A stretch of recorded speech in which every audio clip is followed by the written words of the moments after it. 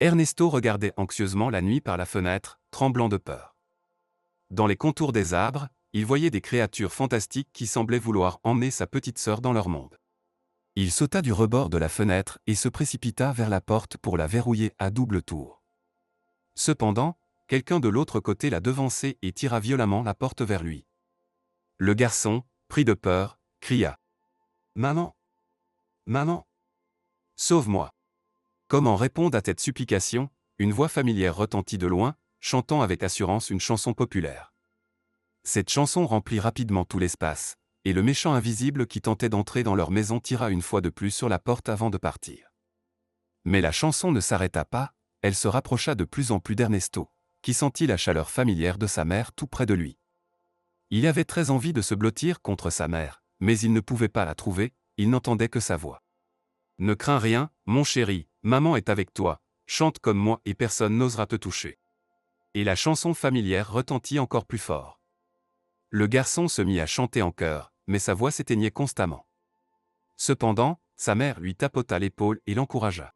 « Allez, Ernesto, sois plus sûr de toi, tu y arriveras.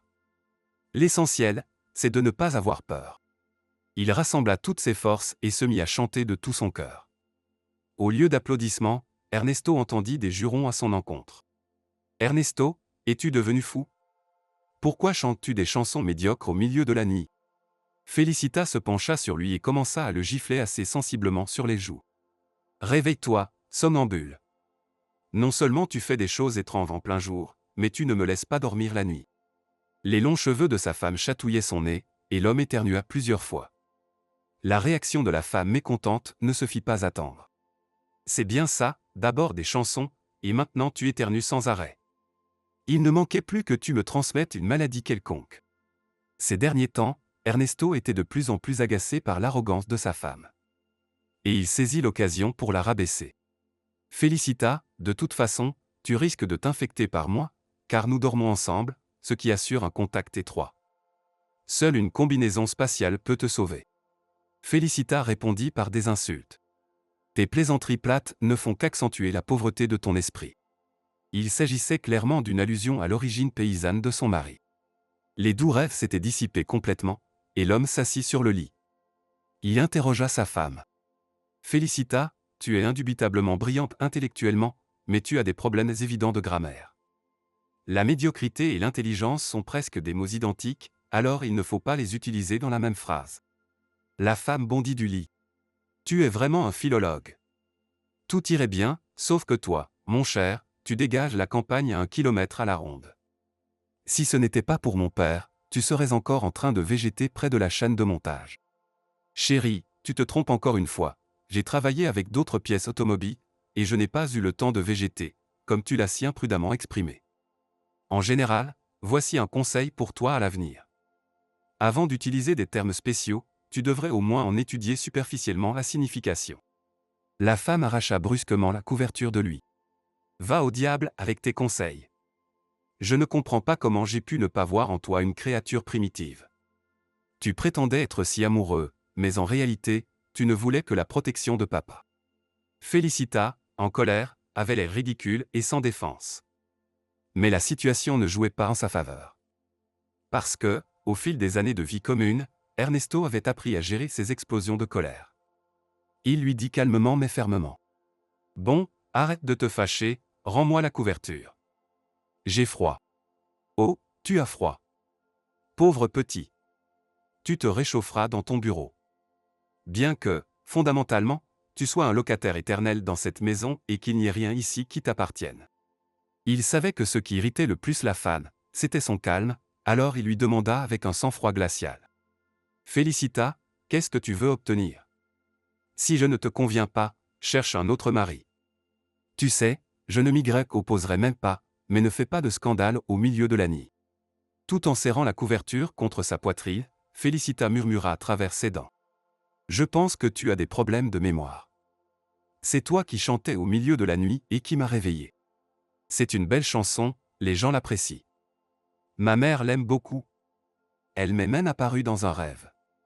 Tout était si réel, même la terreur que provoque une réalité aussi pénétrante. » Félicita était fatiguée de rester debout avec la couverture dans les mains, et elle s'assit à côté de son mari. Le nouveau sujet avait totalement captivé son attention, et elle exprima son opinion à ce sujet. On dit que de tels rêves présagent toujours quelque chose, il faut vérifier sur Internet. À quoi peux-tu associer une absurdité pareille? Je vérifierai demain, allons nous coucher, sinon il sera bientôt l'heure de se lever. Une deuxième invitation n'était pas nécessaire, et la femme se glissa sous la couette. Elle se recroquevilla en boule, et quelques minutes plus tard, on pouvait déjà entendre sa respiration régulière. Ernesto embrassa tendrement sa femme sur le front et murmura doucement. « Tu es toujours la même petite fille, même si tu essaies de te faire passer pour une dame adulte. » Félicita murmura quelque chose d'incompréhensible et se rapprocha encore plus de son mari. Ernesto, malgré tous ses efforts, ne put pas s'endormir cette nuit-là. Il attendait le réveil, pensant aux rêves qui avaient agité sa conscience. L'homme avait depuis longtemps coupé pratiquement tous les liens avec sa famille, car il ne faisait pas partie de sa nouvelle vie. Mais il n'éprouvait ni regret ni remords à ce sujet. La barrière qu'il avait érigée artificiellement lui permettait d'oublier la honte et l'humiliation qu'il avait souvent ressenties dans son enfance. Déjà à l'adolescence, il avait désigné sa mère comme la principale responsable de tous ses malheurs. Un peu plus tard, lorsque Ernesto avait réussi à améliorer sa vie, il avait tout simplement bloqué sa propre mémoire. Cette méthode l'avait aidé à fuir son passé. Seuls des fragments de souvenirs lointains surgissaient occasionnellement dans ses rêves confus, mais il n'avait jamais connu de vision aussi vive et réaliste. Le son de l'alarme électronique le tira brutalement de ses pensées. Ernesto réalisa qu'il s'était assoupi sans s'en rendre compte. Sa tête était lourde, et il se réprimanda silencieusement pour sa sensibilité. « J'ai laissé des bêtises me hanter. Au lieu d'oublier, je me suis laissé emporter. J'ai même eu une dispute inutile avec Félicita à cause de cette bagatelle. » Pour se remettre d'aplomb, il se dirigea vers une douche glacée. Les jets d'eau froide frappaient son corps, le revitalisant. Après la douche, Ernesto se sentit beaucoup mieux. Il prépara rapidement une omelette avec du jambon et du café. Plaçant les assiettes et les tasses sur un plateau, il se dirigea vers la chambre. « Mon amour, réveille-toi. » On entendit depuis sous la couverture. Cette chanson me plaît beaucoup plus. J'ai décidé de compenser tes pertes morales pour cette nuit sans sommeil, alors j'ai préparé le petit déjeuner moi-même. Je n'ai vraiment pas envie de me lever. Tu n'as pas le choix. L'homme tira sur le bord de la couverture. Ernesto, c'est cruel de ta part. Laisse-moi encore quelques minutes pour me détendre. Au fait, il est déjà 8h30, tu risques d'être en retard au travail. Allez, prends ton petit déjeuner, et ensuite, tu auras 10 minutes pour te préparer. J'ai une réunion importante à 8h15. Félicita regarda son mari avec un sourire en coin, mais elle ne dit rien.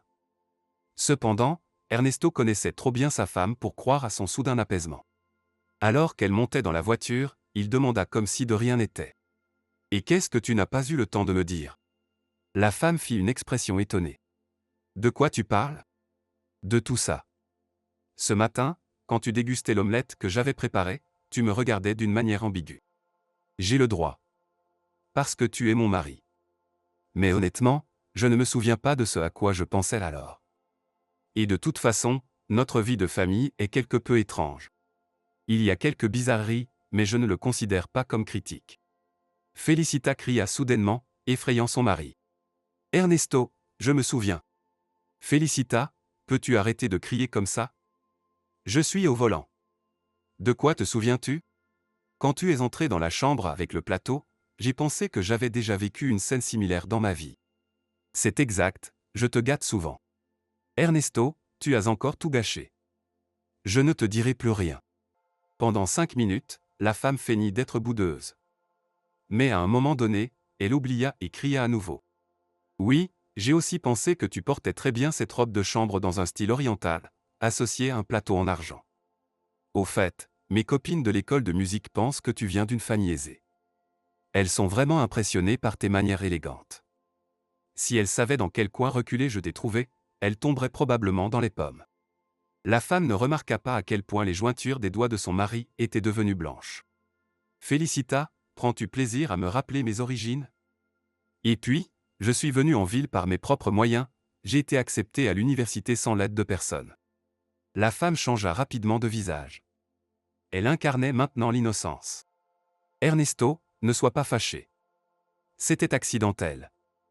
Je voulais te faire un compliment, te dire que tu es unique à mes yeux. C'est pour ça que je t'aime. La femme plissa les yeux et poussa les lèvres en avant. Je t'embrasse, je m'en vais. Félicita, après le baiser traditionnel, sortit gracieusement de la voiture. Ernesto la regarda pendant un moment alors qu'elle se dirigeait élégamment vers le bâtiment de l'école de musique où elle enseignait la solfège. Avec admiration, il pensa, oui, ma Félicita sait se montrer sous son meilleur jour.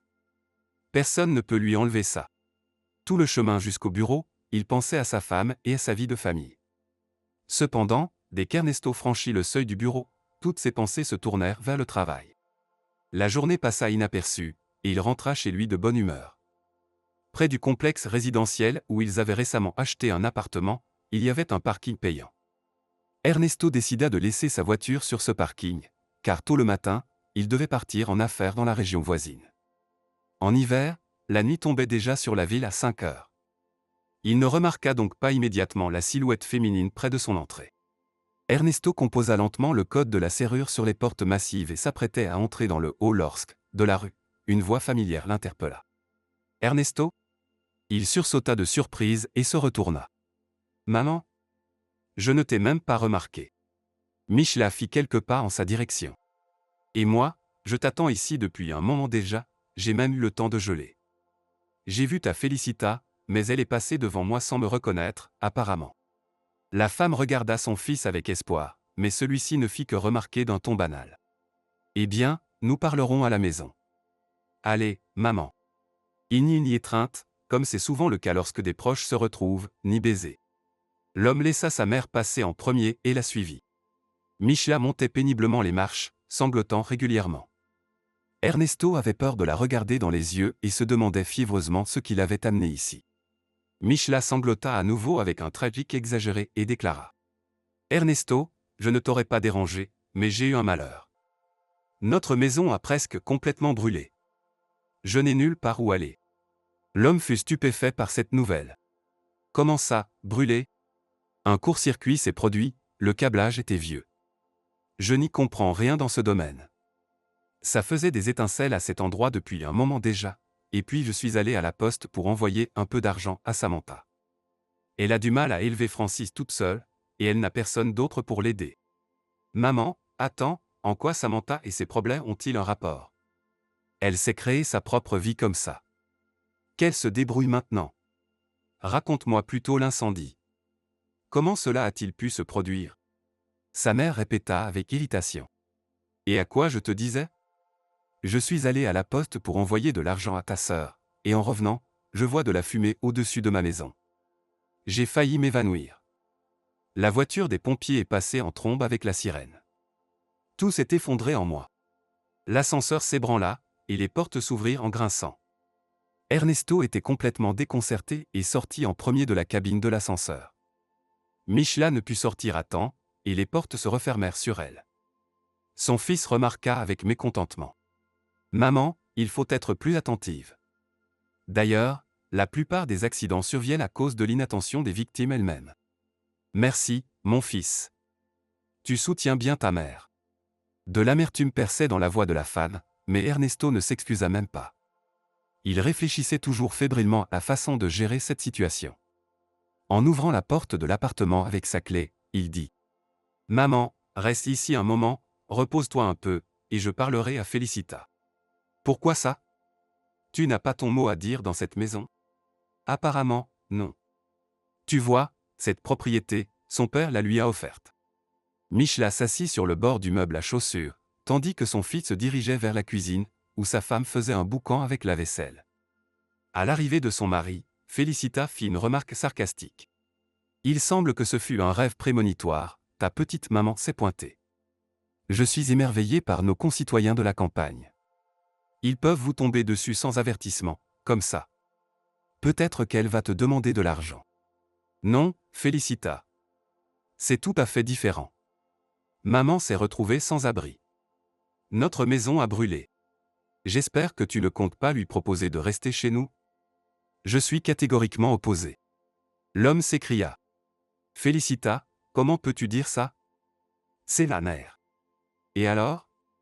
C'était la mère, pas la mienne. Ernesto fut choqué par le cynisme de sa femme, mais il n'avait pas le temps de régler ce différend pour l'instant, car Michla attendait patiemment dans le hall que le couple montre au moins un minimum d'hospitalité.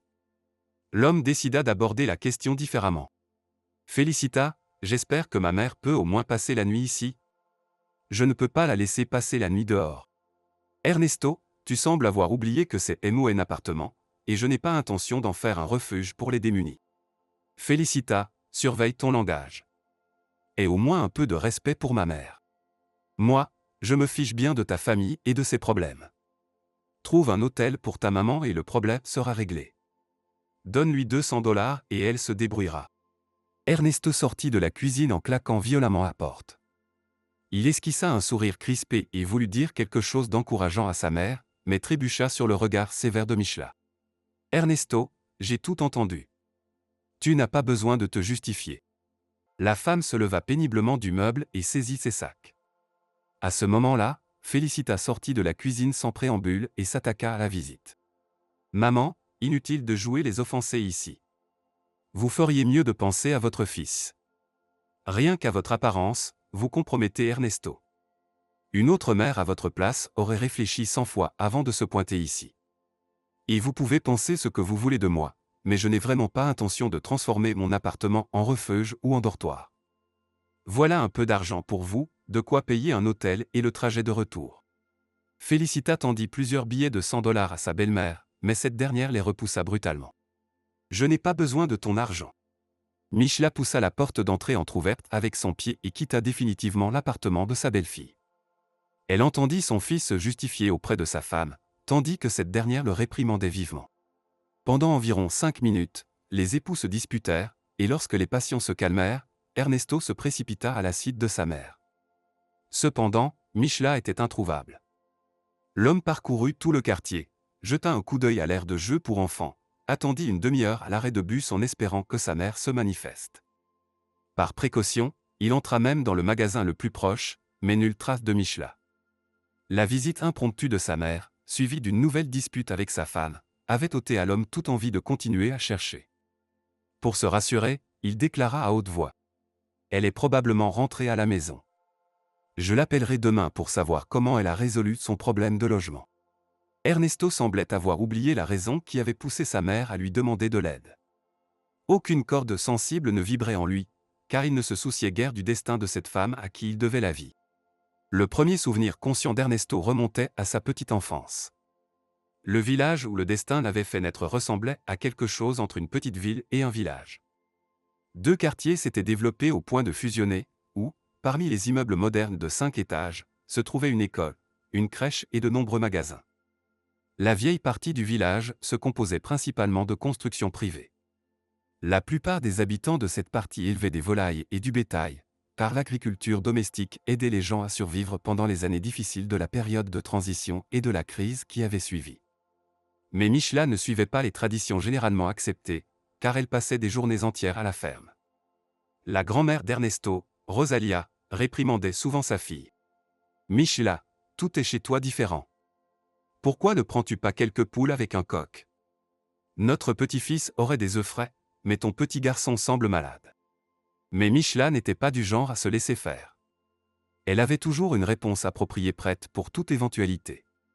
Face aux reproches de sa mère, elle répondait à peu près ainsi. « Plutôt que de m'apprendre quoi que ce soit, tu ferais mieux de prendre toi-même un coq et des poules. Tu apporterais des œufs frais à ton unique petit-fils. Mais je ne suis pas en forme. J'ai déjà fait ma part de travail. Maman, ne fais pas la victime. Tu n'as même pas 50 ans. Pourquoi te prends-tu pour une vieille femme avant l'heure? De plus, jouer aux cartes avec les voisins jusqu'à minuit, même pour une femme en bonne santé, c'est trop. Mais je comprends, maman, que tu ne fais pas ces sacrifices uniquement par intérêt. » Quel sous-entendu?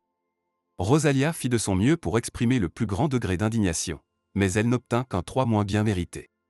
Il convient de noter que le jeu de cartes, Durac, était le passe-temps préféré de l'époque. Rosalia avait un tempérament joueur et s'était adonnée à ce passe-temps plus tôt que prévu. En général, ces événements se déroulaient dans l'une des maisons des membres du club des amateurs de tels jeux. Un match était considéré comme terminé dès qu'un joueur obtenait les épaulettes du plus haut rang. Le suspense était entretenu par le pot que le gagnant pouvait emporter à la fin de la partie.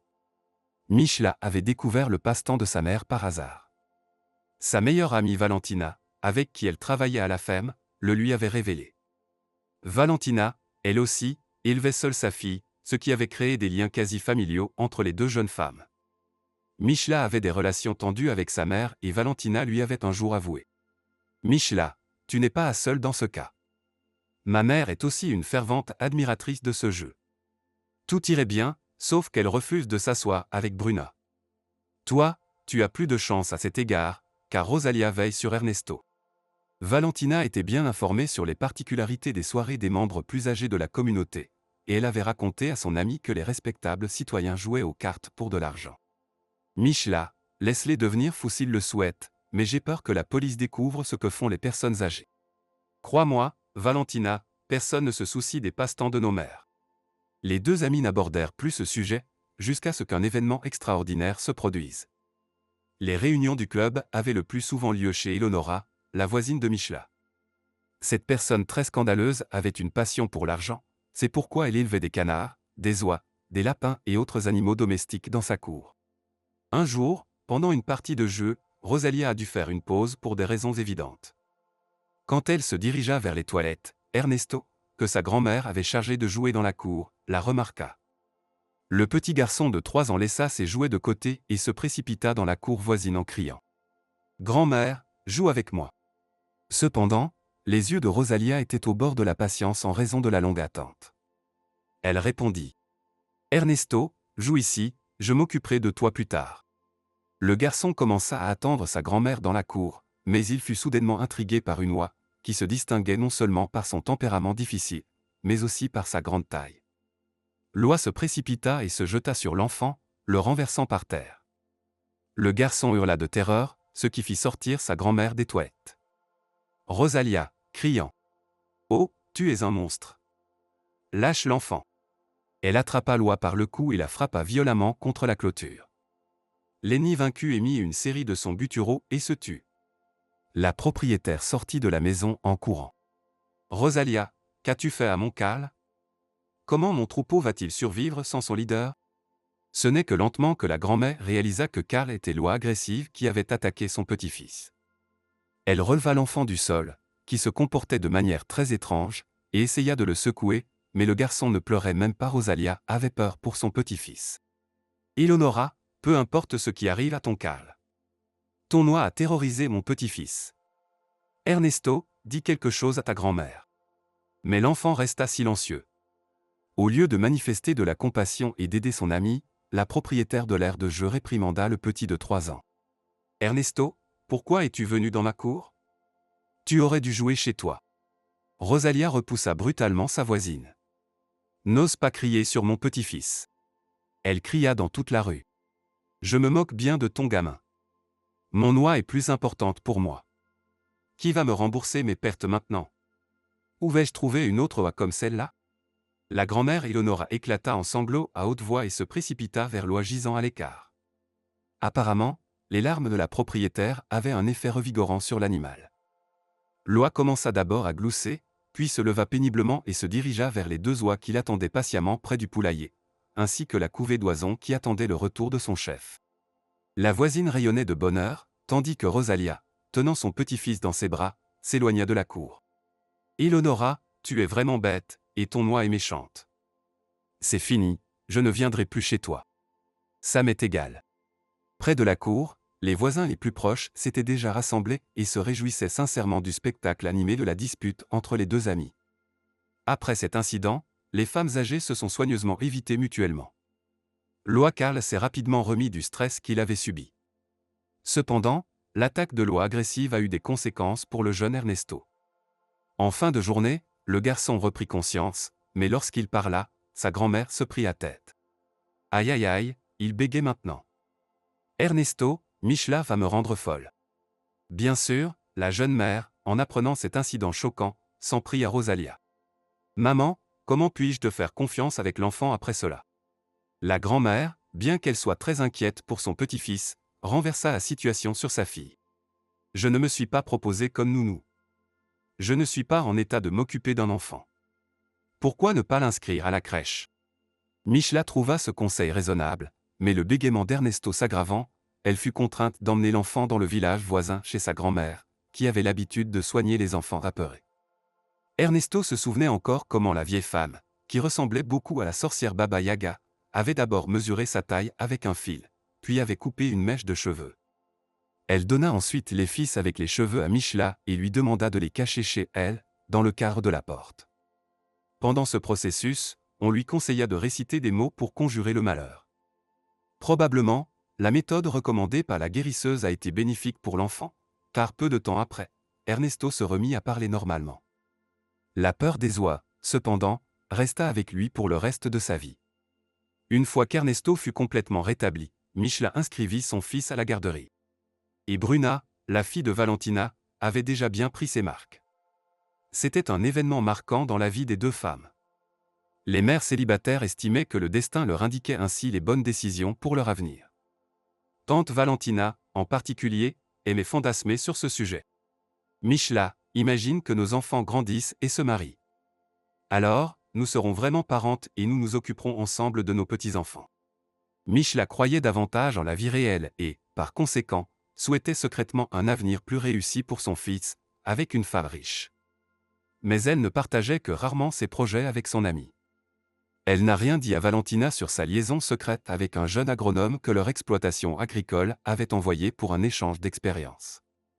Michela était tombée amoureuse du diplômé de l'Académie agricole dès le premier regard. Gustavo avait 4 ans de moins qu'elle, mais se fait préoccuper peu la femme désireuse. Alors que l'exploitation agricole, qui vivait ces derniers mois, ne savait pas où loger le jeune spécialiste, la direction s'était tournée vers Michela avec une demande. Michela, tu as une grande maison et tu vis seule. Accepte que ce gars y habite pendant quelques mois. Nous te donnerons une prime. Michela a immédiatement accepté. Qu'il vive ici, mais pas de fête. Michela, Gustavo est un homme sérieux. Sa femme est enceinte. Michela avait alloué à Gustavo une chambre séparée où il avait vécu tranquillement pendant 4 mois. Une fois qu'il avait acquis de l'expérience, il était parti retrouver sa femme, qui venait de donner naissance à leur fils. Peu de temps après son départ, Michela avait remarqué que son propre ventre grossissait. C'est le petit Ernesto qui avait remarqué en premier que quelque chose n'allait pas avec sa mère, mais à 5 ans et demi, il ne comprenait pas tout et avait décidé de partager ses inquiétudes avec sa grand-mère. Grand-mère, maman est malade. Il faut la sauver. Rosalia avait serré son petit-fils dans ses bras et l'avait embrassé sur le sommet de la tête. Quel menteur tu es! D'où tiens-tu que maman est malade? Apparemment, elle ne tousse pas. Ernesto avait écarquillé les yeux. Grand-mère. Tu n'as pas remarqué que le ventre de maman est devenu vraiment gros. Elle doit avoir de gros parasites dans le ventre. On nous a dit à la garderie qu'il faut se laver les mains. Et maman a probablement oublié de se laver les mains, alors elle a des vers. Pendant qu'Ernesto racontait sa version, sa grand-mère était assise, la bouche grande ouverte, et n'avait même pas cligné des yeux. Puis elle avait longuement gardé le silence. Michela, qui ne se doutait de rien, était rentrée tard ce soir-là et avait été accueillie par sa mère à la porte, tenant un balai. Honte à toi! Tu es à nouveau enceinte. Michela avait repoussé les accusations d'un air abattu. Maman, calme-toi. C'est ma vie. Toi non plus, tu n'es pas un ange, tu as vécu toute ta vie seule. Ne me réprimande pas. J'ai un tampon dans mon passeport, et je t'ai donné naissance de ton père légal. Ernesto ne comprenait rien à cette dispute. Il s'était blotti dans un coin, essayant de ne rien manquer de la conversation. À la fin de la dispute, les deux femmes s'étaient serrées dans les bras et avaient pleuré, maudissant leur destin malheureux. À l'automne, Samantha, la petite sœur d'Ernesto, était née. Le bébé n'avait pas d'abord plu à son frère aîné, car elle était encore trop petite et ne savait pas parler. Michela avait essayé à plusieurs reprises d'encourager son fils aîné à apprécier sa petite sœur, mais il avait déclaré: « Je ne jouerai pas avec elle. Maman, pourquoi avons-nous besoin d'elle? Donne-la plutôt à quelqu'un d'autre. Ernesto, ce n'est pas possible. Samantha est ta petite sœur, et tu dois la protéger. Je ne veux pas. Je préfère protéger Bruna, parce que je l'aime plus et nous avons convenu que lorsque nous irons à l'école, nous serons assis à la même table. » Ernesto et Bruna avaient été placés dans une classe où des enfants de famille aisée étudiaient. Cette situation avait résulté du fait que leur mère avait soumis leur demande d'inscription à l'école tardivement. Ce qui était encore plus étonnant dans cette répartition déséquilibrée, c'est qu'il y avait de nombreux nouveaux Italiens dans leur petit village, qui avaient réussi à amasser une fortune en quelques années seulement. L'attitude des enseignants envers les enfants dans les classes élitistes était également nettement différente. Valentina et Michela estimaient donc qu'elles avaient eu beaucoup de chance. Valentina, en particulier, se réjouissait de cette chance. Michela, que Dieu fasse en sorte que nos enfants réussissent dans un tel environnement. Ne te fais pas d'illusions. Nos enfants, comme nous, porteront l'étiquette d'être simples. Bien sûr, il est possible de réussir, mais c'est très difficile. De plus, rien ne garantit que nos enfants ne seront pas transférés dans une autre classe. Michela ne s'était pas trompé dans ses prévisions. Pendant toute la première année, Ernesto et Bruna avaient été assis au dernier banc. Cependant, cette configuration de classe leur convenait tout à fait, car ils pouvaient travailler tranquillement sur ce qui leur passait par la tête pendant les cours. Par exemple, Bruna dessinait des filles aux tenues colorées, tandis qu'Ernesto modelait des figurines en pâte à modeler. Mais tout ce qui est caché peut devenir réalité d'un moment à l'autre. Un jour, à la fin de l'année scolaire, leur jeune et attentive institutrice les exposa à une situation délicate. Cependant, par inexpérience ou peut-être délibérément, elle provoqua une humiliation publique en exposant la créativité du duo indiscipliné devant toute la classe. Regardez, les enfants, ce que font Ernesto et Bruna pendant le cours. L'un dessine des poupées, l'autre sculpte des figurines. Pendant ce temps, nous apprenons à écrire correctement. Peut-être que Ernesto et Bruna sont des prodiges qui ont déjà tout appris. La question de l'enseignante s'adressait aux élèves qui s'étaient conduits de manière répréhensible, mais ils ne voyaient aucune malice. Bruna n'avait pas hésité à se présenter devant la classe et avait déclaré avec assurance. « J'ai appris à écrire et à compter quand j'avais 4 ans. Je lis même des histoires depuis longtemps. Parce que ma mère n'a pas le temps. Elle travaille tout le temps. » L'enseignante avait ensuite posé une question. « Et qui t'a tout appris, ma chérie ?»« Ma maman. Elle est très intelligente et c'est tout. » Ernesto voulait aussi faire valoir sa place et rejoignit son ami. « Ma maman c'est tout aussi, elle est intelligente, et mon papa conduisait un char. » Les camarades de classe riaient doucement dans leurs mains, mais l'enseignante avait éclaté de rire si fort que les vitres en avaient tremblé. « Des petits menteurs. Tout le monde sait que vos mamans travaillent à la ferme. » Le rire des enfants emplit la salle de classe. L'enseignante avait continué. « Ernesto, tu ferais mieux de ne pas mentir comme ça. Ta mère n'est pas intelligente, et tu n'as pas de père, et tu n'en as jamais eu. » Le garçon attirait les regards moqueurs de ses camarades de classe. Il ne le voulait pas, mais les larmes jaillirent de ses yeux, et Ernesto cria en colère à l'enseignante. « Vous mentez vous-même. Tous les enfants ont des pères, ils vivent parfois dans une autre ville. » La jeune enseignante avait réalisé son erreur et avait essayé de réparer les dégâts. Elle avait assis le garçon à son pupitre et avait tenté de le calmer. « Ernesto, s'il te plaît, calme-toi. Tu ne comprends pas les blagues ? Je ne voulais pas te blesser. » Mais l'enfant était déjà en pleine crise. Il cherchait désespérément de l'air et répétait sans fin. « Vous n'êtes pas une vraie enseignante.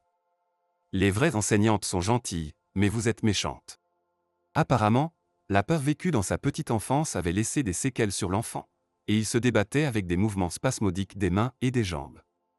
L'enseignante avait perdu tout contrôle et sanglotait d'une voix tremblante. Les enfants couraient chercher quelqu'un dans la salle des enseignants. L'un des petits s'était précipité dans la salle des enseignants, et en moins d'une minute, un enseignant plus âgé était arrivé pour prêter main forte. La jeune enseignante raconta ce qui s'était passé, en bégayant sur chaque mot, mais Bruna, dont tout le monde avait oublié l'existence, intervint de manière inattendue. « Donatella, pourquoi mens-tu ? Tout s'est passé complètement différemment. Vous avez dit des choses méchantes à Ernesto et à sa mère, et il s'est vexé. » La fille raconta brièvement le drame qui s'était déroulé en classe. Ernesto fut conduit dans l'infirmerie, où l'infirmière parvint rapidement à le ramener à lui sans avoir besoin de médicaments ou de piqûres. Tout ce dont il avait besoin, ce furent des mots bienveillants. La situation était déjà résolue lorsque Michela arriva à l'école. « Que s'est-il passé avec mon fils ?» demanda-t-elle.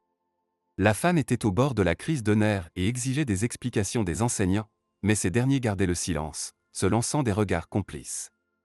C'est alors que Bruna décida d'informer la mère de son ami sur la manière dont l'enseignante avait maltraité son fils. L'humeur de la mère malheureuse se transforma en colère. Ah, voilà ce qui s'est passé. Merci, Bruna.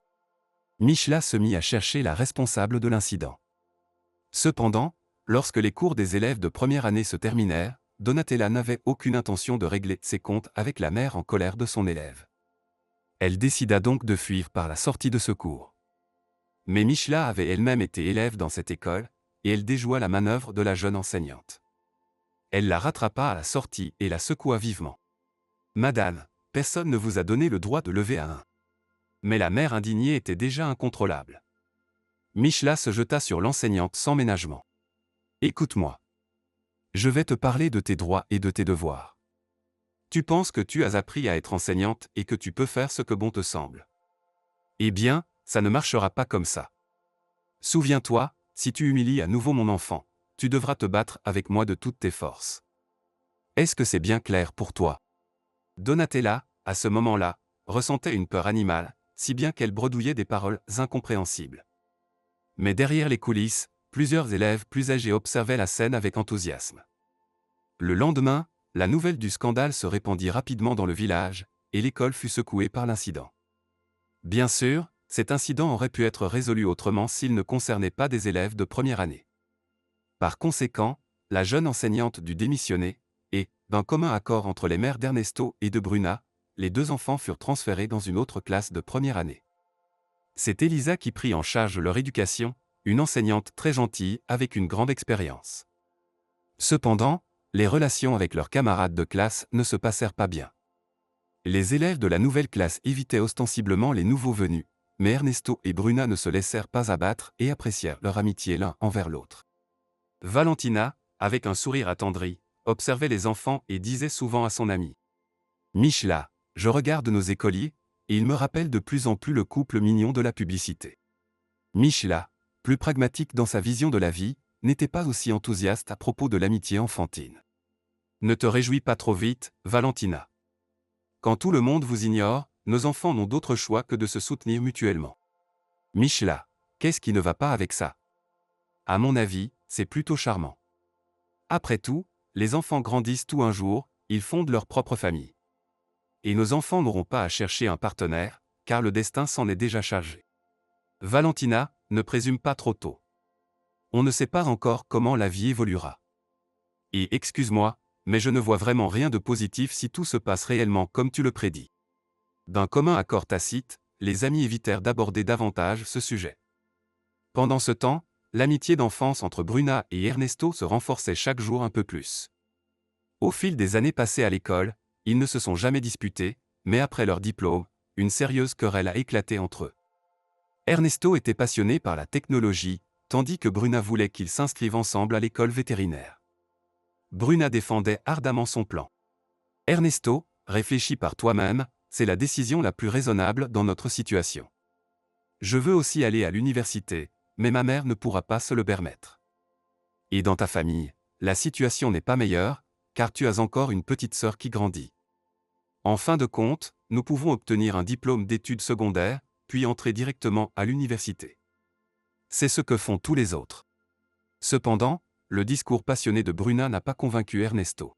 « Bruna, tu expliques tout très bien, mais le problème avec ton plan, c'est que 3 années seront perdues en vain. Fais comme tu le souhaites, mais moi, je vais immédiatement m'inscrire à l'université. Et désolé, mais la vétérinaire, ce n'est pas pour moi. » En réponse, elle lui lança de manière expressive: « C'est ton choix. » Et Bruna, de manière démonstrative, tourna les talons et quitta le café où le couple avait l'habitude de se retrouver le soir. À la suite de ces désaccords naissants, les relations entre les jeunes se détériorèrent temporairement. Ils en vinrent même à ne plus se voir ni à se téléphoner. Bruna soumit sa candidature au collège vétérinaire où la concurrence était faible. En revanche, les choses étaient moins favorables pour Ernesto. Il manqua quelques points, l'empêchant ainsi d'obtenir une bourse pour ses études. Le jeune homme retourna chez lui avec le cœur lourd. Michela tenta de réconforter son fils. « Ne sois pas désolé. Travaille pendant 1 an et essaie à nouveau. Maman, tu ne comprends pas. Si je repousse encore d'1 an, l'armée m'enrôlera.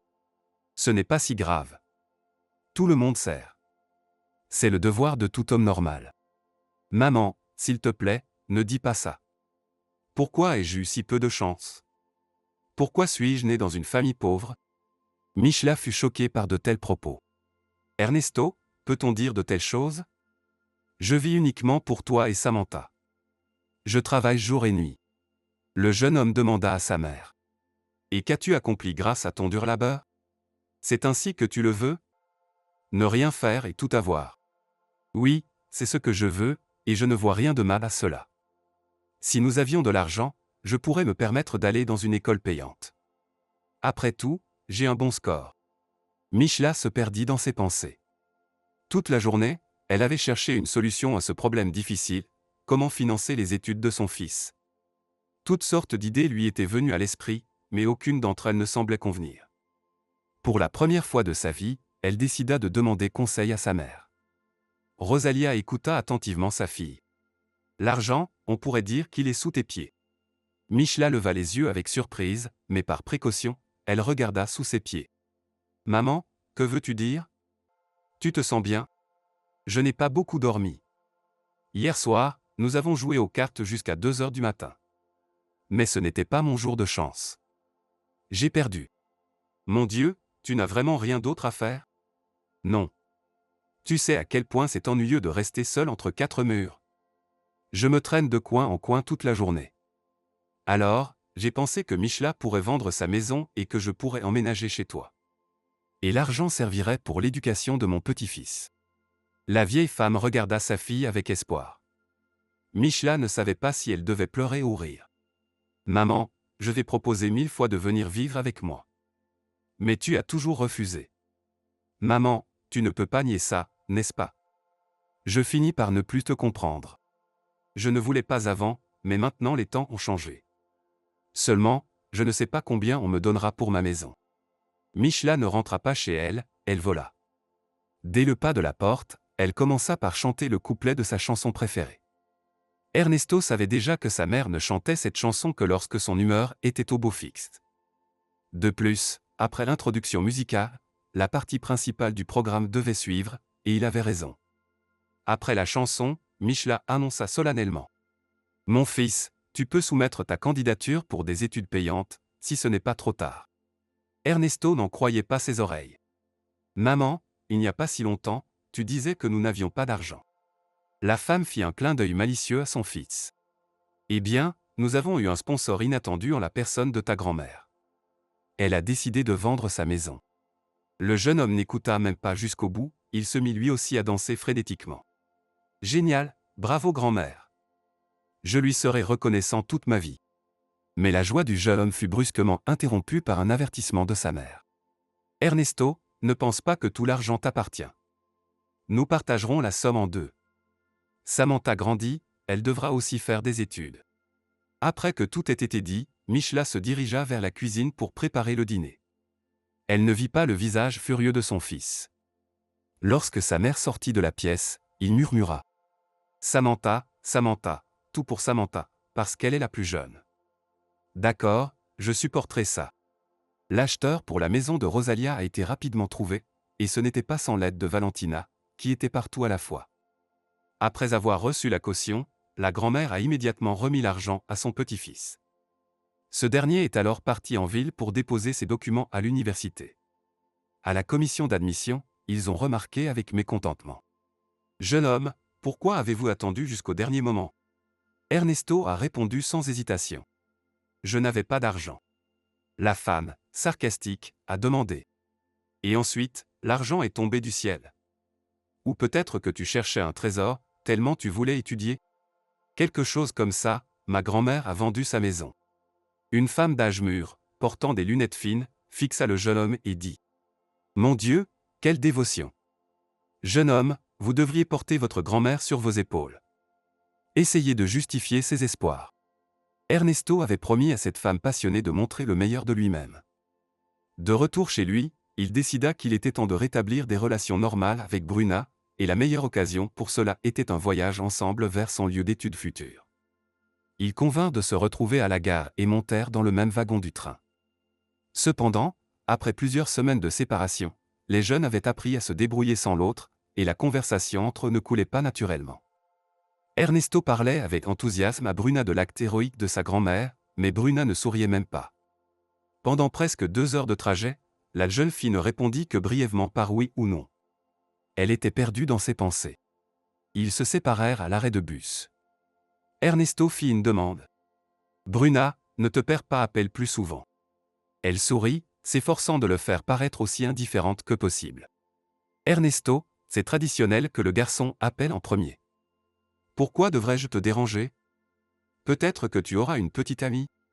Le bus s'éloigna de l'arrêt, et le jeune homme essaya de comprendre la signification cachée derrière ces derniers mots. Peut-être que Bruna est simplement jalouse de moi, pensa-t-il. Cette idée l'amusa tout en renforçant sa propre estime. Jusqu'à ce jour, Ernesto n'avait jamais réfléchi à ce que pouvait signifier ou devenir leur relation. Bruna avait été une bonne amie.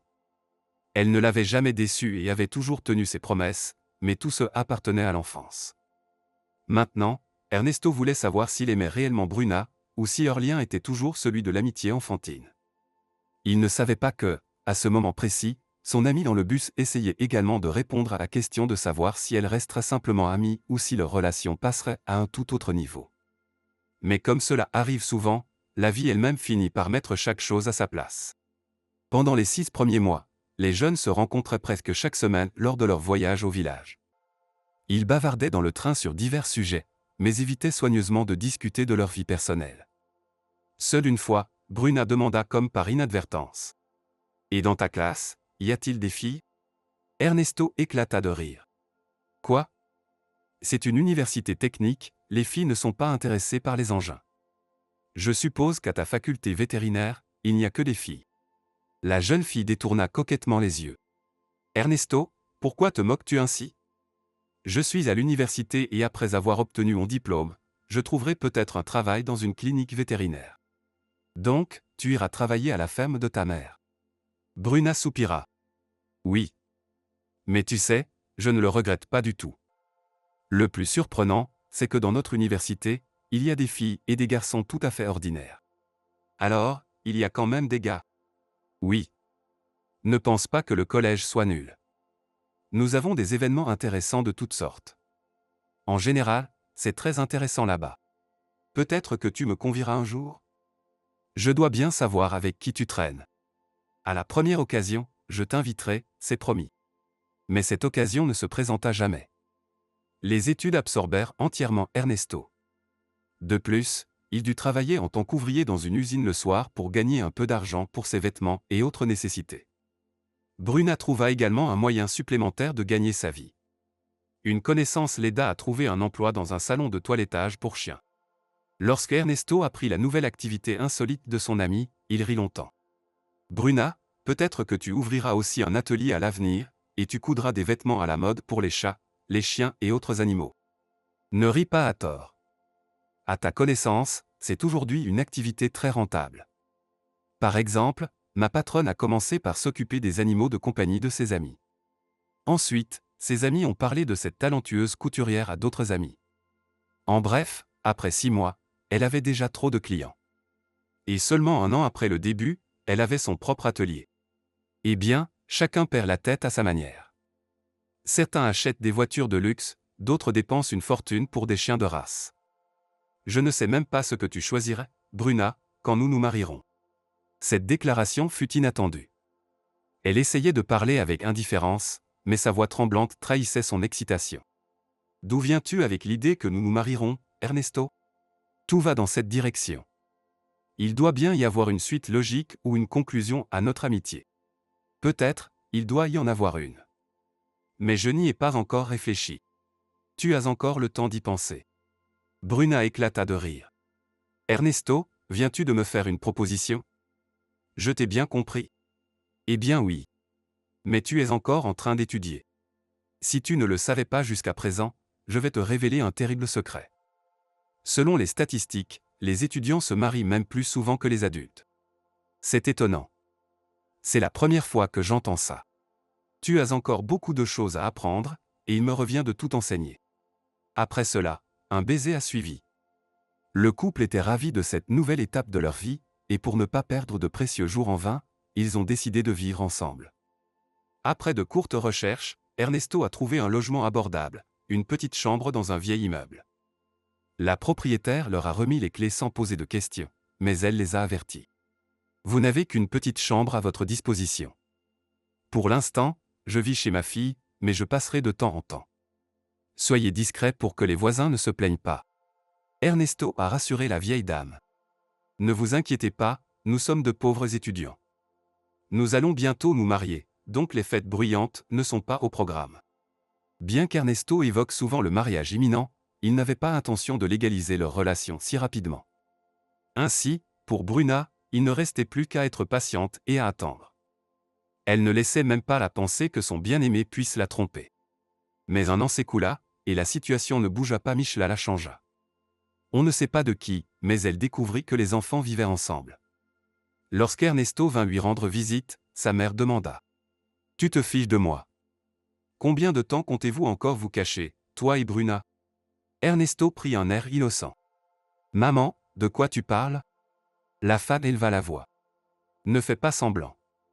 Ernesto, je suis ta mère, et je ne permettrai pas que tu détruises la vie de la fille de ma meilleure amie. » Le jeune homme comprit qu'il ne pouvait pas reculer. Il prit sa mère dans ses bras. « Maman, ne t'inquiète pas, tout ira bien pour nous. Bruna et moi allons nous marier, seulement un peu plus tard. Je n'aime pas du tout ce plan. D'abord, vous auriez dû vous marier, puis vivre ensemble. Et vous faites tout à l'envers. Maman, les temps changent, les coutumes aussi. Aujourd'hui, de nombreux couples vivent ensemble sans mariage, et ils ont même des enfants. » Michela s'éloigna de son fils. Elle parlait avec passion et conviction. « Non, je ne veux pas que tu traites Bruna comme ton père m'a traité. Je ne te permettrai pas de gâcher la vie de cette fille. » Ernesto fut surpris par la réaction de sa mère. « Maman, pourquoi es-tu si en colère? Je ne veux pas que le nombre de mères célibataires augmente. Je veux que mon fils ait tout comme les gens normaux. » De l'autre coin de la pièce, Rosalia prit la parole. « Ernesto, écoute ta mère. Elle a raison. Tout homme qui se respecte doit assumer la responsabilité de ses actes. Et maintenant, tu es entièrement responsable du destin de Bruna. » Le jeune homme était désemparé. Il ne s'attendait pas à une telle pression et finit par céder. « D'accord.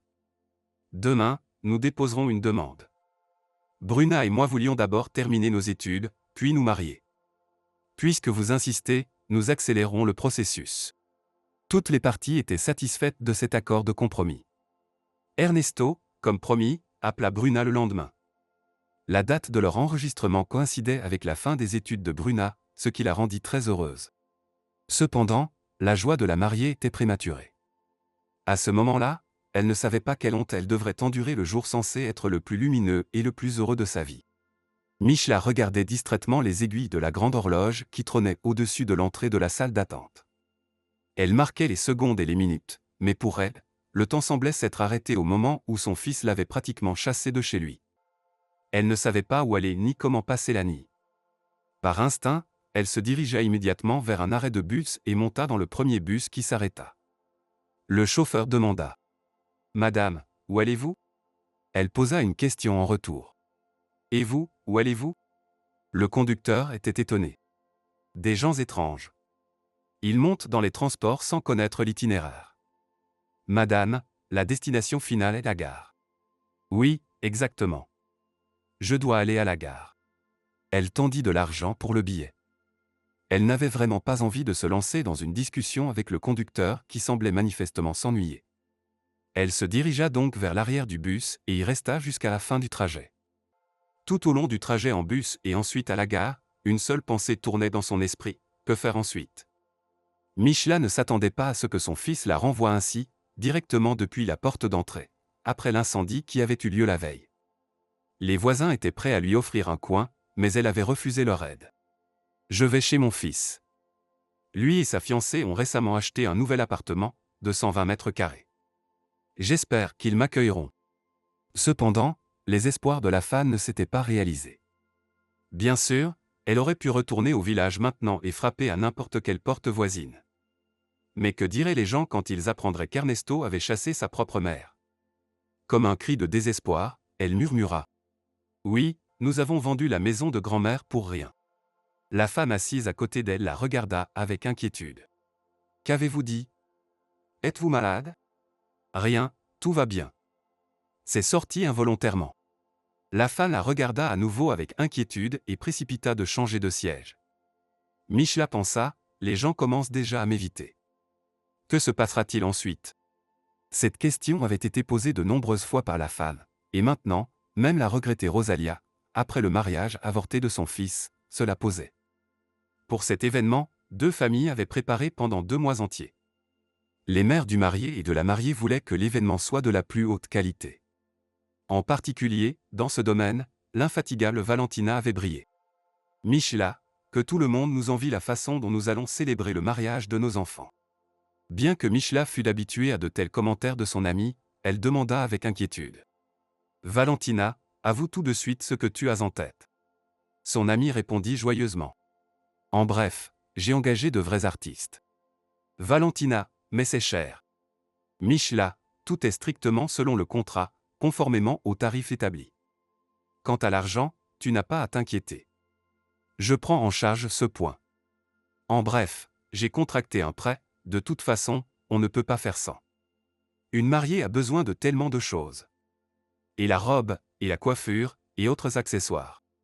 Valentina, pourquoi toute cette extravagance? Si nous fêtons les événements chez toi ou chez nous, ça ira très bien. Mishla, Bruna veut inviter tous ses camarades de classe, car leur mariage coïncide justement avec la fin de leurs études. Ils recevront leur diplôme le matin et viendront tous chez nous. C'est pourquoi j'ai réservé la salle de réception de notre restaurant. Mishla faillit tomber. Valentina, où allons-nous trouver autant d'argent? Tu as une réserve de la vente de la maison, n'est-ce pas? Nous pouvons emprunter de là, puis tout rembourser. Valentina, quand est-ce que nous rembourserons? Samantha entre à l'université l'année prochaine. Elle rêve de devenir enseignante. Je ne peux pas tromper ses espoirs. On peut facilement changer ses objectifs. Et en fin de compte, c'est le mariage de nos enfants, et nous devons tout faire pour qu'il reste mémorable. En effet, le village entier a encore longtemps discuté du mariage avorté. La mariée heureuse, accompagnée de 20 de ses camarades de classe, est arrivée au village seulement 2 heures avant la cérémonie. Valentina s'est immédiatement précipitée vers sa fille. Bruna, comment peux-tu être si irresponsable à l'égard de ton propre mariage? Maman, ne me gronde pas. Nous avons été retardés au collège. D'abord, il y avait la partie officielle, puis ils ont organisé un buffet pour nous. Nous avons donc dû rester un peu plus longtemps. Ne t'inquiète pas pour ma coiffure, mes amis vont me la faire et me maquiller. Les amis de la mariée se sont immédiatement mis au travail. Et 1 heure plus tard, Bruna rayonnait de jeunesse et de beauté. Elle se tournait devant un grand miroir, admirant sa propre image. Ernesto va tomber à la renverse quand il me verra. Au fait, il n'est pas encore arrivé. Pas encore. Il se prépare probablement aussi. À ce moment-là, Valentina ne ressentait pas encore d'inquiétude, mais par précaution, elle a appelé son amie. Mishla, comment va notre mariée? Bruna est déjà prête. Mishla restait silencieuse, et Valentina a pensé qu'il y avait encore un problème de connexion. Elle a soufflé dans le combiné. Allô, Mishla, tu m'entends? Valentina, ne crie pas comme ça. Je t'entends parfaitement. D'accord, comment va mon gendre? Il est temps de se préparer. La cérémonie est dans une demi-heure. Valentina, ne t'agite pas, Ernesto n'est pas encore là. Quelque chose a dû lui arriver en route. Appelle-le, presse-le. J'ai essayé plusieurs fois, il ne répond pas. Valentina a raccroché en panique. Pour ne pas s'effondrer, elle s'est appuyée contre le mur. D'après le visage de la mère, Bruna a compris qu'il se passait quelque chose de terrible. La mariée a secoué sa mère. Maman, dis-moi, ne reste pas silencieuse. Que s'est-il passé? Quelque chose est arrivé à Ernesto? Je ne sais pas, mais il n'est pas apparu, il a disparu quelque part. Bruna saisit son téléphone portable et commença à composer le numéro familier, mais le téléphone du fiancé était éteint. La mariée et les invités attendirent en vain le disparu du festin jusqu'à tard dans la soirée, mais il ne se montra jamais. Les camarades de classe de Bruna essayèrent de la réconforter du mieux qu'ils le pouvaient, et vers minuit, ils se dépêchèrent à la gare. Bruna, désolé, mais il n'y a probablement pas de sens à attendre. Nous devons attraper le dernier train. Sinon, nous devrons passer la nuit dans la forêt. La jeune fille était dans un état de stupeur et hocha simplement la tête. Les autres invités se précipitèrent également vers la sortie. Les encas et les bouteilles de boisson restaient intouchées sur les tables, et les serveurs attendaient les ordres de la responsable, qui courait de la cuisine à la salle et vice-versa. Une demi-heure passa, les artistes se pressèrent également de rentrer chez eux, mais ils réclamèrent leur cachet avant de partir. Valentina fut surprise. « Les gars, quel argent! Vous n'avez rien fait de toute la soirée. Ce n'est pas de notre faute. Nous avons perdu notre temps, et selon le contrat, vous devez nous payer. » Après de brèves discussions, la femme régla les artistes. Ensuite, elle adressa des demandes similaires au maire des mariés déçus, la responsable du restaurant intervenant pour régler la question avec Michela. « Quel paiement exigez-vous, alors que tout est resté intact? Madame, êtes-vous sérieuse? Où vais-je mettre tout ça maintenant? Payez et emportez tout ce que vous voulez. » Les Annie plièrent silencieusement la nourriture et les bouteilles dans des sacs. Elles entendaient les employés du restaurant discuter vivement du mariage avorté. La conversation était ponctuée de plaisanteries et de rires bruyants. Dans ma vie, j'ai déjà vu une mariée s'enfuir. Mais un fiancé, c'est la première fois. Il a dû décider de se rattraper avant le mariage et s'est égaré dans un lit étranger. C'est précisément cette version qui fut confirmée quelques jours plus tard lorsqu'Ernesto se présenta devant sa mère la tête baissée. Michela se jeta sur son fils. « Que as-tu fait? Tu nous as humiliés devant tout le quartier. Maintenant, nous ne pouvons plus sortir le jour, tout le monde se moque de nous. » Ernesto essaya de justifier son acte monstrueux. « Maman, tu comprends, tout s'est passé spontanément. Je ne voulais pas agir ainsi, mais j'ai dû le faire. Je ne veux pas écouter tes absurdités. Qu'est-ce qui aurait pu se passer pour que tu ne te présentes pas à ton propre mariage? Si tu n'avais plus envie de te marier, tu aurais pu simplement prévenir tout le monde comme un être humain. Tu te rends compte de ce que Bruna ressent en ce moment? Non, maman, je ne m'imagine pas. Mais je vais tout lui expliquer. Elle me comprendra et me pardonnera. Qu'est-ce que tu veux expliquer à la fiancée abandonnée? Que tu as changé d'avis à la dernière minute avant la cérémonie? Maman, ce n'est pas exactement comme ça. En gros, j'étais en rendez-vous avec une fille. Il ne s'est rien passé entre nous, mais sur les conseils de mes amis, j'ai décidé d'organiser un enterrement de vie de garçon avant le mariage. On a tout bien bu, et Félicita m'a aidé à sortir du bar. Je ne me souviens pas de la suite, comment je me suis retrouvé chez Félicita. Ernesto se tut en baissant les yeux. Michela insista. Pourquoi tu te tais? Allez, raconte-moi tes exploits. Que s'est-il passé chez cette fille? Maman, Félicita est une fille normale. Elle ne mérite pas tes insultes.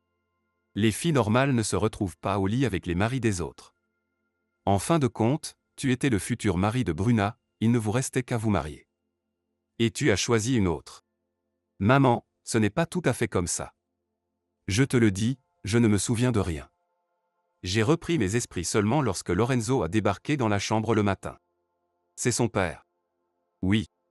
J'ai dit que rien ne s'était passé entre nous, mais il a juré de m'enterrer vivant si je ne me mariais pas avec sa fille. Michela s'affaissa sur la table, épuisée, et éclata en sanglots. Quelle honte! Comment vais-je pouvoir regarder Valentina et Bruna en face maintenant? Son fils essaya de réconforter sa mère. Je parlerai à tante Valentina. Ils ne te laisseront même pas rentrer après ça, ils auront raison. Je vais quand même essayer. Ernesto partit, mais revint bientôt. Maman, ils ne sont pas là. Les voisins ont dit qu'ils étaient partis quelque part hier. Michela essuya ses larmes. Parti. Ça ne peut pas être. Elle appela le numéro de son amie, mais avant même qu'elle puisse dire un mot, Valentina cria dans le combiné. Michela, ne m'appelle plus. Ne m'appelle jamais et ne cherche pas à me retrouver. Après ces mots, il y eut des brefs bips. La femme fit plusieurs tentatives infructueuses pour contacter son amie, puis dit d'une voix éteinte. Eh bien, mon fils, tu t'es surpassé. Maintenant, je n'ai plus qu'une seule amie. Ernesto se jeta aux pieds de sa mère. Maman, je vais épouser Félicita. Elle est gentille, et son père est influent. Il détient la majorité des actions de notre usine, et il m'a promis un bon poste. Michela articula à contre-séhur. Fais comme tu veux. La mère et la grand-mère n'étaient pas présentes au mariage d'Ernesto, alors les jeunes mariés se sont rendus chez elle un jour, mais ils ont été accueillis froidement. Plus tard, Michla est un peu réconciliée et a même rendu visite à son fils, où elle a fait la connaissance du beau-père. Lorenzo complimentait Ernesto. Cela a également contribué aux nouvelles relations familiales. Pendant le dîner, le père de la mariée parlait avec enthousiasme de ses projets d'avenir. J'ai été veuve très tôt, alors j'ai élevé ma fille dans des conditions strictes. Comme un garçon. J'ai toujours voulu avoir un fils. Et votre Ernesto correspond complètement à ce que je recherche chez un digne héritier. Non, non, je n'exagère pas, Michla. J'ai déjà observé ce jeune homme depuis longtemps. Et quand Félicita m'a dit qu'ils allaient se marier, j'étais ravi. L'invité écoutait l'homme d'affaires, jetant des regards de son fils à l'hôte de la maison. Après tout, Ernesto lui avait raconté une toute autre histoire. Lorenzo ne prêtait pas attention à la confusion de la femme et continuait son récit. Si Ernesto m'écoute en tout, dans quelques années, je lui transmettrai l'entreprise. Et moi, je partirai pour l'Italie ensoleillée. J'y ai une villa juste au bord de la mer Méditerranée. D'ailleurs, je serais ravi de vous inviter pour des vacances. Croyez-moi, il y a des endroits si pittoresques. Après quelques heures passées à la maison, Michla perdit sa capacité à penser rationnellement. Tout ici semblait aussi artificiel que les discours mielleux de l'hôte lui-même. Elle se dépêcha de rentrer chez elle, promettant au beau-père de venir plus souvent. Rosalia attendait avec impatience le retour de sa fille. « Michla, comment est ton beau-père ?»« Eh bien, rien de spécial. Il a lui-même choisi son sort, personne ne l'a forcé. » Rosalia ne répondit rien, mais elle commença à se sentir mal au petit matin. Michla appela une ambulance, mais les médecins remarquèrent avec tristesse. « Votre mère est décédée. » Il aurait fallu s'inquiéter un peu plus tôt. « Comment ça, plus tôt ? Si tout allait bien et que ma mère ne se plaignait de rien. Apparemment, votre mère n'aimait pas consulter un médecin, et la maladie a frappé mortellement de manière inattendue. Malheureusement, cela arrive beaucoup plus souvent que nous ne le souhaiterions. Ernesto n'est pas venu aux funérailles de sa grand-mère. Il s'est excusé longuement au téléphone. « Maman, pardonne-moi. Félicita et moi sommes actuellement en Italie, nous sommes arrivés hier seulement. Même si je le voulais vraiment, je ne pourrais pas venir rapidement.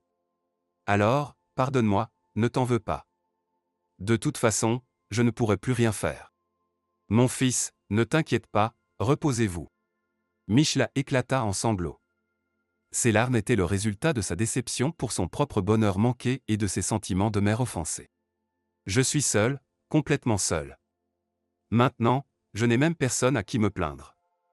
Mon fils m'a même privé de mon unique ami. Il me reste un seul espoir, que ma fille au moins ne me réserve pas de surprise. » Mais Michla s'est trompée à nouveau. Samantha n'a pas immédiatement chargé sa mère du fardeau de ses propres erreurs. Elle a laissé sa mère souffler. La jeune fille a facilement été admise à l'université pédagogique, mais dès la 2e année, elle s'est mariée avec un camarade de classe. Et un an plus tard, la grand-mère heureuse prenait soin de son petit-fils. Cependant, la fille a rapidement perdu de l'intérêt pour ses études. De plus, tout ne se passait pas sans heurts dans la jeune famille. Un soir, Michla fut réveillée par un appel téléphonique. Samantha pleurait, et le petit Francis pleurait près d'elle. Inquiète, la mère s'écria. « Ma fille, que se passe-t-il là-bas ? Lucas m'a quitté. Il a dit que Francis et moi, on le rendait fou. Je te l'avais dit, ne te précipite pas pour te marier, mais tu ne voulais rien écouter. Maman, je vais mal en ce moment, et tu m'en rajoutes. Calme-toi. Je viendrai te voir demain matin. » Les 2 années suivantes se sont déroulées dans d'incessants allers-retours entre la ville régionale et le village. Avec beaucoup de difficultés, Michla a convaincu sa fille de ne pas abandonner ses études. « Réfléchis par toi-même, où vas-tu aller avec un diplôme inachevé ? Mais si tu obtiens ce diplôme, tu pourras travailler dans une garderie, et Francis sera avec toi. » Samantha a opté pour des études à distance et, sur les conseils de sa mère, a trouvé un emploi dans une garderie. Lorsqu'elle passait ses examens, Michla prenait en charge Francis. Ainsi, 2 années se sont écoulées. Maintenant, Samantha remerciait souvent sa mère. « Maman, si ce n'était pas pour toi, j'aurais fait une autre erreur. Maintenant, j'ai au moins quelque chose de solide dans ma vie. Il est 6h30, c'est déjà le matin. Je vais essayer d'appeler Valentina. » Son ami répondit après la 2e sonnerie. « Michla, c'est toi. »« Oui, Valentina. »« Salut, les rumeurs de ta tragédie nous sont parvenues. Tiens bon. Les larmes coulaient sur ses joues. La femme n'y prêtait pas attention. J'essaie, mais je n'y arrive pas. Michla, tu pleures? Oui, mon ami, je pleure. Je suis assise à la gare et je pleure. Attends, que fais-tu à la gare? Tu prévois de rendre visite à ton fils? La gorge de la femme se serra sous l'emprise de la douleur. Valentina, Ernesto m'a expulsé. Tu sais, en ce moment, j'ai une seule envie, c'est de rejoindre l'au-delà. Eh bien, ne pense même pas à ça, viens chez nous avec Bruna. Nous trouverons quelque chose à faire ensemble. Valentina dicta 2 fois l'adresse du nouvel endroit de résidence à son amie et insista pour qu'elle la répète. Nous t'attendons, je viendrai te chercher. Après avoir parlé à son amie, le cœur de la femme malheureuse se sentit un peu mieux, mais les larmes coulaient encore longtemps en 2 petits ruisseaux chauds sur ses joues. Elle ne savait pas encore ce qui l'attendait à l'avenir, et l'espoir d'une lueur d'espoir s'amenuisait de plus en plus. Michla a découpé en fines tranches les pommes, puis elle a soigneusement disposé les quartiers sur une plaque de cuisson. Le petit Nicolas, âgé de 9 ans, a observé le processus avec admiration pendant un certain temps, puis a commencé à demander. « Grand-mère Michla, puis-je essayer ? » « Non, mon chéri, le couteau est tranchant, tu pourrais te couper. Et puis, cela demande une compétence particulière. Tu vois comment je coupe finement. Ce n'est pas aussi facile pour toi. » Le garçon a commencé à se plaindre. Michla a terminé la découpe et a demandé au garçon. « Nicolas, si tu veux vraiment m'aider, apporte-moi un torchon en toile de sac en provenance de la chambre. Il est là, sur la table basse, ce sont de petites étoffes en filet. Nous allons maintenant couvrir nos quartiers et les laisser au soleil. Et en hiver, nous ferons de la compote. Et tu ne partiras pas. Tu veux que je ne parte pas. J'aime avoir 2 grands-mères maintenant. » Le garçon a pris un des plateaux recouverts de toile de sac avec les provisions et l'a emporté dans la cour. Michla observait son petit-fils tout en fredonnant doucement. Son chant a été interrompu par l'arrivée inattendue de Valentina. « Tu chantes encore. C'est bien, la musique fait du bien à l'âme. Écoute, mon ami, je n'ai pas rangé la voiture dans le garage. Peut-être que nous pourrions aller ensemble à la ferme. J'ai besoin de ton avis. Tu es bien plus calé que moi en élevage de volailles. Tu as même suivi des cours autrefois. Valentina, quand cela a-t-il eu lieu? Ne sois pas modeste, depuis que tu es apparu, notre ferme prospère. » Valentina a attrapé Nicolas qui se dirigeait vers le 2e plateau. « Oh, notre petit assistant. Tu veux faire un tour à la ferme? Et ensuite, nous irons chez ta maman. » Le garçon sautillait de joie. « Hourra! Je vais jouer avec les dindonneaux. » La ferme que la mère et la fille avaient organisée il y a 7 ans n'était pas très éloignée. Michla observait son ami manœuvrer habilement sur la route de campagne. « Valentina, je vis ici depuis 5 ans déjà, mais je n'arrive toujours pas à m'habituer au fait que tu conduises toi-même. Tu ne me fais pas confiance. Alors tu n'as qu'une solution, apprendre à conduire toi-même. » « Non, je ne suis pas aussi téméraire que toi. » Michla n'a pas immédiatement réalisé que cet appel depuis la gare, en fin de compte, l'avait sauvée d'une mort certaine. Non pas au sens littéral, mais au sens figuré. Peut-être qu'elle aurait trouvé un refuge temporaire pour elle-même, ou qu'elle serait retournée dans son village natal pour y vivre en solitude. Dans un moment de désespoir, elle a finalement décidé d'appeler celle qui était finalement plus proche d'elle que son propre fils. Lorsque Michla est sortie de l'arrêt de bus, il était déjà midi. Il n'y avait personne autour, et elle a pensé, où est Valentina? Elle a probablement décidé de me venger de la même manière que la faute d'Ernesto. Et maintenant, où puis-je aller? Il y a une forêt partout. Une étroite plateforme s'étendait depuis la petite gare, et Michla a commencé à marcher le long de la piste. Elle avait déjà parcouru une bonne distance quand elle a entendu un coup de klaxon derrière elle. La route était déserte, mais Michla a quand même sauté sur le côté, tout en maudissant le conducteur de la voiture. « N'as-tu pas assez de route à toi? » Mais en réponse, elle a entendu un rire familier. « Michla, où vas-tu comme ça? Je t'ai dit d'attendre, et toi, tu t'es précipité à travers les bancs de neige. Hier, il a beaucoup neigé, et ici, ils n'ont pas toujours le temps de dégager les routes. C'est pourquoi j'ai un peu tardé. » Michla regardait son amie de tous ses yeux, mais elle ne reconnaissait pas en cette femme élégamment vêtue la Valentina d'autrefois. Mais ce qui la choquait le plus, c'était la voiture. « Valentina, d'où vient tout ça? Peut-être que je suis accidentellement tombé dans un monde parallèle, et que tu es une toute autre Valentina. Non, tout est correct. Monte dans la voiture, en route, je te raconterai tout. Et en général, des surprises t'attendent. Michla jeta un regard méfiant à son ami. Valentina, tu ne vas pas me faire de mal, hein? Tu as au moins un permis de conduire. Tu veux que je te le montre ou tu me croiras sur parole? D'accord, tu m'as convaincu. En chemin, cela a pris environ 20 minutes. Valentina a profité de ce temps pour expliquer brièvement à son ami les péripéties de sa vie. Mon oncle vivait ici autrefois, puis il est mort. Avant, le village était grand, mais après la restructuration, tout le monde s'est dispersé à la recherche de travail et d'une vie meilleure. La maison de mon oncle, elle aussi, était presque en ruine sans surveillance, mais Bruna et moi étions beaucoup plus tranquilles ici que d'être la risée du village. Mais vous êtes partis si soudainement, sans même prévenir. Cela signifie que c'était de ma faute. Sais-tu à quel point cela a été difficile pour moi? Je pense que Bruna et moi avions une situation bien pire. Mais je ne t'en ai pas voulu à l'époque. Tout était comme dans un rêve. D'autres circonstances se sont éclaircies, et ma fille et moi avons dû disparaître précipitamment. Nous ne sommes pas venus ici tout de suite. La propriétaire du salon de coiffure, tu te souviens, je t'en ai parlé. Elle nous a hébergés chez elle. C'était une femme très gentille. Nous avons vécu chez elle pendant presque un an, mais Aurora, c'est ainsi qu'elle s'appelait, était gravement malade, elle avait quelque chose avec ses reins. Elle allait à l'hôpital pour une procédure chaque mois. Probablement la dialyse? Oui, cette procédure. Mais le traitement n'a pas aidé Aurora. Elle savait ce qui l'attendait, et elle nous a demandé, à Bruna et moi, de veiller sur son mari et sur le salon. En un mot, nous sommes restés. Et un an plus tard, nous avons rencontré Oscar. C'est un homme très honnête. Et je suis heureuse d'avoir finalement découvert ce qu'est le vrai bonheur féminin. Tu as de la chance. Comment ton mari réagira-t-il à ma visite? Il réagira bien, je l'ai déjà préparé. En fait, tout dans notre famille se fait d'un commun accord. Oscar et moi vivons principalement dans le hameau. Nous avons réparé la maison de mon oncle, enfin, nous en avons construit une nouvelle à sa place. Nous avons notre propre ferme, nous nous occupons de l'élevage de dindes et de poulets, nous fournissons des produits écologiques.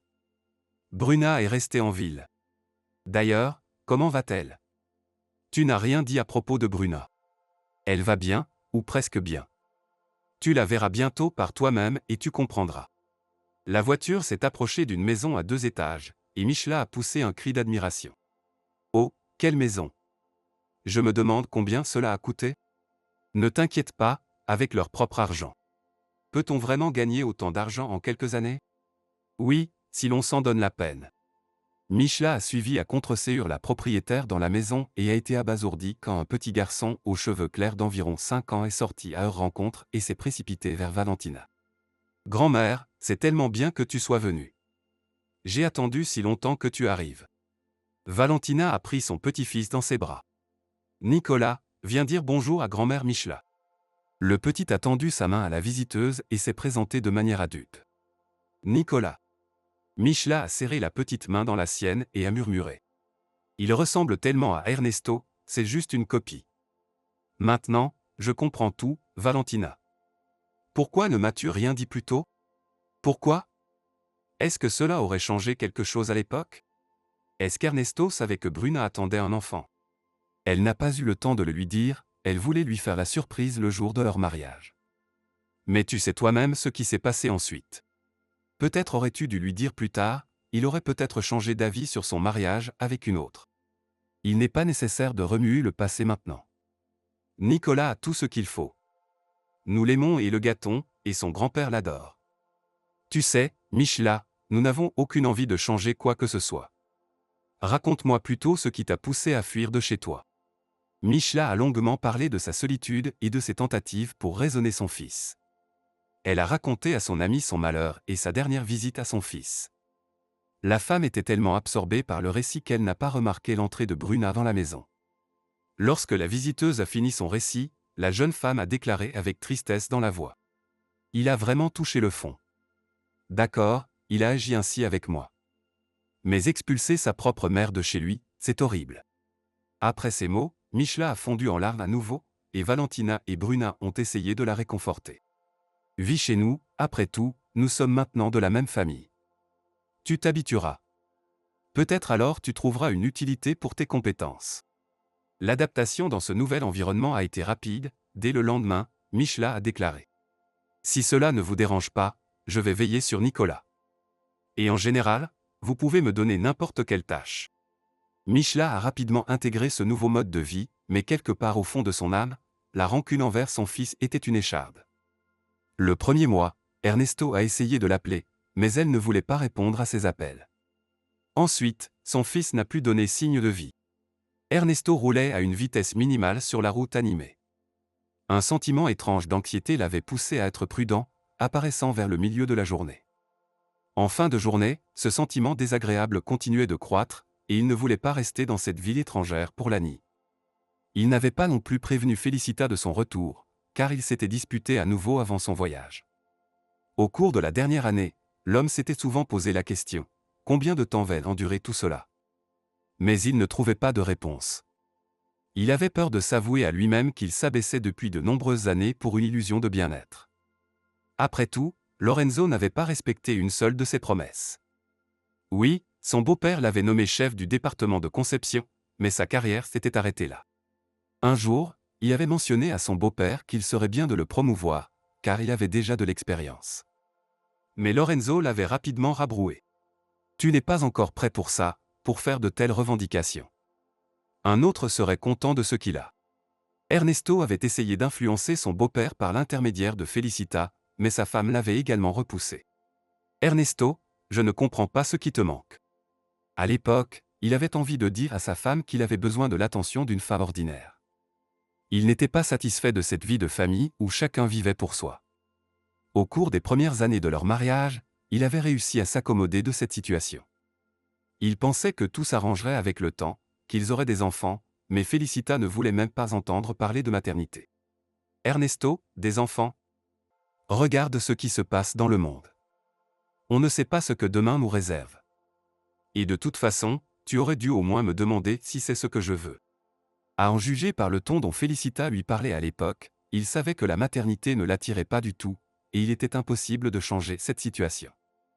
Un jour, Ernesto avait évoqué le divorce, de manière imprudente. Sa femme lui avait répondu tranquillement. Ernesto, divorce dès maintenant, mais souviens-toi que tu partiras d'ici sans rien. Il avait pris cette déclaration brutale de sa femme comme une blague. Félicita, comment peux-tu dire ça? Après près de 10 ans de mariage, je n'ai rien gagné. Elle l'avait examiné de la tête aux pieds d'un regard critique. Peut-être que tu as gagné de quoi t'acheter 2 paires de chaussettes. Mais c'est grâce à mon père. Donc, tu veux dire que je suis inutile et incapable de quoi que ce soit. Mais contrairement à toi, j'ai au moins terminé l'université, tandis que tu passais ton temps à faire la fête dans ta jeunesse. Félicita savait comment riposter. Ernesto, tu sais quelle est notre différence? Tu ne le sais pas. Je vais te le dire. Nous avons un statut différent. Même si tu essaies très fort, tu resteras quand même ce petit garçon effrayé de la campagne qui croyait naïvement au miracle. Mais il n'y a pas de miracle. Il n'existe que dans les contes de fées. Après cet acte humiliant, Ernesto avait envie de claquer violemment la porte et de partir loin, mais il se souvint immédiatement qu'il ne pouvait pas partir car les 2 voitures dans le garage étaient enregistrées au nom de sa femme. Il n'avait même pas sa propre carte bancaire, car son beau-père avait réussi à le convaincre d'ouvrir un compte bancaire familial commun. C'est ma faute si je suis devenu l'esclave de ce couple. Félicita a raison, si je décide de divorcer d'elle, je partirai sans rien. Il se souvint de ce qu'il avait fait il y a quelques années. Tout aurait pu être différent pour moi. À quel point j'ai été naïf de tomber dans le piège de Félicita. Il avait peur de penser à Bruna. Cependant, les souvenirs de cette période heureuse de sa jeunesse perçaient de plus en plus à travers la barrière du temps. En approchant de la ville, il se représentait le visage de son premier amour et faillit éclater en sanglots. Oui, ma vie aurait été complètement différente si je n'étais pas tombé dans le piège de Félicita et de son père. Avec ces pensées en tête, il monta à son étage et, essayant de ne pas faire de bruit, ouvrit la porte de l'appartement. Le silence régnait partout, mais des bruits étranges provenaient de la chambre à coucher. Il se glissa sur la pointe des pieds dans le couloir et s'arrêta net lorsque la nature des bruits lui devint évidente. Ernesto frappa de toutes ses forces à la porte de la chambre, qui était ornée de mosaïques de verre.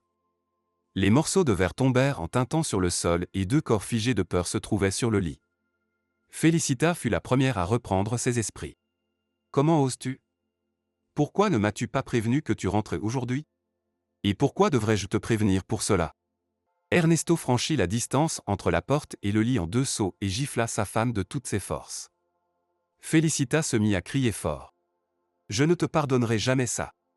Tais-toi. » L'amant de sa femme essaya de chercher ses vêtements par terre, mais Ernesto ne le lui permettait pas.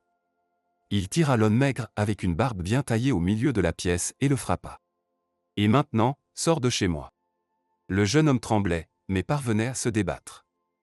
Pendant que Ernesto le traînait vers la sortie en ouvrant la porte de l'appartement, il le jeta dans le couloir et referma la porte. Félicita était déjà en peignoir. Elle courait dans l'appartement avec les cheveux en désordre et criait. « Sais-tu au moins qui c'est? Et à quoi bon faire tout ce scandale? Je suis une femme libre et je veux aimer qui je veux. Aime qui tu veux, mais c'est terminé pour moi. Je ne vais pas tolérer ça. » Le mari trompé saisit le sac de voyage laissé dans le hall d'entrée et claqua la porte derrière lui. Félicita le suivit rapidement. « Rends-moi les clés de la voiture. Tu n'es personne. Tu n'es même pas un homme. Aucune fille normale ne voudra vivre avec toi. » Ernesto dévala l'escalier en courant, poursuivi par des insultes et des jurons. « Mon père te réduira en bouillie. Aucune entreprise respectable ne te prendra. » Ernesto arriva dehors et prit une grande bouffée d'air frais. Une idée saugrenue lui traversa l'esprit, il pouvait prendre la voiture. Il en fit le tour rapidement et se dirigea dans la rue en chantonnant à voix basse la chanson préférée de sa mère. Les passants le regardaient d'un air méfiant, mais il ne prêtait pas attention à leur regard, car il se sentait léger et bien dans sa peau. Ernesto se dirigea résolument vers un bar. Toute la nuit, il noya sa douleur et son chagrin dans l'alcool. Il raconta à un compagnon de hasard sa mésaventure, et celui-ci l'invita à passer la nuit chez lui. Ernesto se réveilla dans un appartement étranger avec une gueule de bois dévastatrice. Sa tête lui faisait mal et sa bouche était sèche. Cependant, son téléphone portable ne cessait de sonner. C'était son beau-père. Sans préambule, il se mit à hurler contre son gendre. « Comment oses-tu? Lorenzo, peux-tu parler plus calmement ?» Son beau-père cria. « Tu te moques de moi. Écoute, mon cher gendre. Tu ne travailles plus dans ma société. Je te promets la pire des vies. » Ernesto a éteint son téléphone portable. De la cuisine est apparu son partenaire de la veille, tenant maladroitement 2 tasses de café. « Voici, mon ami, une boisson revigorante. Je ne suis pas habitué à la gueule de bois, et je ne vous le conseille pas. En fait, je ne suis pas vraiment amateur de boissons fortes. C'était juste pour célébrer hier soir. » L'homme a demandé avec compréhension. « Ta femme t'a trompé? Tu l'as surprise en flagrant délit? » Exactement. Je l'ai surprise en plein acte. Moi, à ta place, je l'aurais sûrement tuée si elle m'avait fait ça, mais elle est partie toute seule. Après avoir bu sa tasse de café, Ernesto a pris congé de son hôte hospitalier. Ce n'est qu'une fois dehors qu'il a réalisé qu'il n'avait même pas demandé le nom de cet homme. C'était mal poli de sa part. Et il aurait pu facilement lui voler ses poches. En pensant à l'argent, Ernesto s'est précipité vers le distributeur automatique de billets le plus proche, mais sa carte était bloquée. Il avait une petite somme d'argent dans son sac de voyage, alors il a décidé de continuer à célébrer sa nouvelle vie de célibataire. Les souvenirs des événements qui ont suivi étaient flous pour Ernesto. Il se souvenait seulement être monté dans un train ou un tramway. Il s'était ensuite réveillé avec une terrible migraine et avait découvert qu'il était assis près d'un mur dans un endroit inconnu. La ville scintillait au loin, mais il n'était pas sûr s'il s'agissait d'une ville ou d'une petite localité. Il a réalisé qu'il y avait du sang sur sa tête en touchant doucement ses cheveux. Les os semblaient intacts, mais il avait une blessure à la tête. Il a cherché dans son sac pour trouver quelque chose à boire, se souvenant qu'il avait acheté une boisson la veille pour la gueule de bois. Cependant, son sac était introuvable. Il ne pouvait pas l'avoir perdu, car il contenait toutes ses affaires. Ernesto s'est mis à genoux et a regardé autour de lui, essayant de se souvenir d'où il venait et où il avait perdu son sac. Mais il ne se souvenait de rien. Puis, une pensée horrible lui traversa l'esprit. Il a rapidement vérifié sa poche poitrine où il gardait son argent et ses documents. Tout avait été volé. Tous ses poches avaient été retournées. Il avait reçu un coup à la tête et tout ce qui avait de la valeur avait été volé. Il a essayé de consulter l'heure sur sa montre, mais il s'est souvenu qu'il n'en avait plus. Ernesto était assis là, en réalisant qu'il avait perdu tout ce qui avait de l'importance. Ses documents, son argent, son identité. Il pourrait essayer de les récupérer, mais chaque fois qu'il imaginait le visage triomphant de Félicita, il perdait toute motivation pour agir. C'était la fin de sa vie de famille, et elle avait été clairement dans son droit. Il ne possédait pratiquement plus rien. Auparavant, il avait au moins des documents. Mais maintenant, il n'était plus personne. Peut-être qu'il pourrait essayer de les restaurer, mais quand il imaginait le visage triomphant de Félicita, il perdait toute motivation pour agir. L'homme a ramassé un bâton quelconque et s'est dirigé vers les lumières. Il atteindrait son but, et là-bas, il verrait ce qu'il y avait de l'autre côté. Il avait très soif, au point d'en avoir la nausée. C'est pourquoi, lorsqu'il a vu une fontaine en bordure de route, il a failli éclater en larmes de joie. Ernesto s'est précipité vers la fontaine, mais il n'a pas eu le temps de prendre quelques gorgées qu'il a entendues derrière lui. Vous auriez pu emporter un récipient au moins, vous, les ivrognes. Prendre de l'eau de cette fontaine est répugnant. Il se retourna brusquement. Une vieille dame se tenait près de la clôture d'une maison privée, le fixant du regard. « Bonjour, madame. Je vous prie de m'excuser. Je ne suis pas un ivrogne. J'ai été frappé à la tête hier, je ne me souviens pas de ce qui s'est passé. On m'a volé tous mes documents et mon sac. Pourriez-vous me dire dans quelle ville nous sommes? D'où viennent tous ces acteurs, je me le demande? Chaque jour, un nouveau personnage. Et pourtant, les histoires ne se répètent jamais, répondit-elle en se retournant pour se diriger vers sa maison. Ernesto la regarda, perplexe, tandis qu'elle s'éloignait. Il examina son apparence, et même sa soif disparut. Son pantalon était sale et déchiré à un endroit, sa veste ressemblait à n'importe quoi, vraiment. Et Ernesto lui-même, ses cheveux collés par le sang et la saleté, devait avoir quelque chose sur le visage. Il gémit, puis plongea à tête sous le jet d'eau froide. Cela sembla éclaircir instantanément ses pensées. Il nettoya autant que possible sa veste et son pantalon, mais cela les rendit encore pires, en plus du fait qu'il faisait terriblement froid. Je dois continuer. Je me réchaufferai et je sécherai, se dit-il. Ernesto ne savait pas combien de temps il avait marché. 2 heures, peut-être 3, et il semblait que ce n'était pas très loin, mais chaque pas devenait de plus en plus difficile. Il comprenait que se baigner dans de l'eau glaciale n'avait rien apporté de bon. Non seulement il était trempé de la tête aux pieds, mais il semblait aussi que la température montait. Il n'aurait jamais pensé que cela pouvait réellement arriver. Il y a seulement 2 jours, il se promenait en ville en costume cher, dans une voiture de luxe. Et maintenant? Maintenant, il était pire qu'un sans-abri. Parce que les sans-abri savent au moins où se ressourcer ou trouver quelque chose à manger. Soudain, une gare apparut devant Ernesto. Il se sentit un peu soulagé. Il accéléra le pas. Depuis la gare, il pourrait rejoindre l'un de ses amis. Il expliquerait qu'il s'était fait voler. Bien que, probablement, tout le monde était déjà au courant de ce qui lui était arrivé, et personne ne voudrait gâcher sa vie en l'aidant. Ernesto peina pour monter sur le quai. Il regarda autour de lui, étonné. C'était une gare inconnue. Bien qu'il ne se rendît pas souvent à la gare de chemin de fer de sa propre ville, il aurait pu la reconnaître. L'homme regarda le panneau d'affichage. Pourquoi soupirer? Hier était bien, aujourd'hui ne l'est pas. Une voix joyeuse le tira de ses pensées. Il se retourna avec irritation. Devant lui se tenait une femme sans abri coloré. Une veste sale, un œil au beurre noir, 100 ans de vent. Pourquoi tu me fixes comme ça? Tu m'aimes bien? Eh bien, toi aussi, tu n'as pas l'air si mal. Je ne t'ai pas vu ici. Si tu veux, je peux te réchauffer, et j'ai de quoi boire. Ernesto faillit s'évanouir. Il était déjà mal en point, et après ces paroles, son imagination débordante lui montra plusieurs scénarios possibles. Merci, je n'ai besoin de rien, répondit-il en se détournant et en se dirigeant rapidement vers la gare. La dame, visiblement vexée, cria derrière lui. Tu le regretteras plus tard, tu demanderas de l'aide, et je ne te la donnerai pas. Ernesto se précipita à l'intérieur et ferma la porte derrière lui. Bruna, quand reviens-tu maintenant? Maman, j'essaierai d'être de retour demain. Eh bien, débrouille-toi. Nous nous en sortirons ici si nécessaire. Bruna se préparait à se rendre en ville pour faire des achats. Elle devait acheter des médicaments pour les oiseaux, de la nourriture. Elle prenait toujours le train car enfin, cette option était disponible pour se rendre dans leur ville. De plus, elle avait besoin de passer du temps à la maison, car elle passait de plus en plus de temps à la ferme. Récemment, elle avait été attirée par cet endroit comme par un aimant.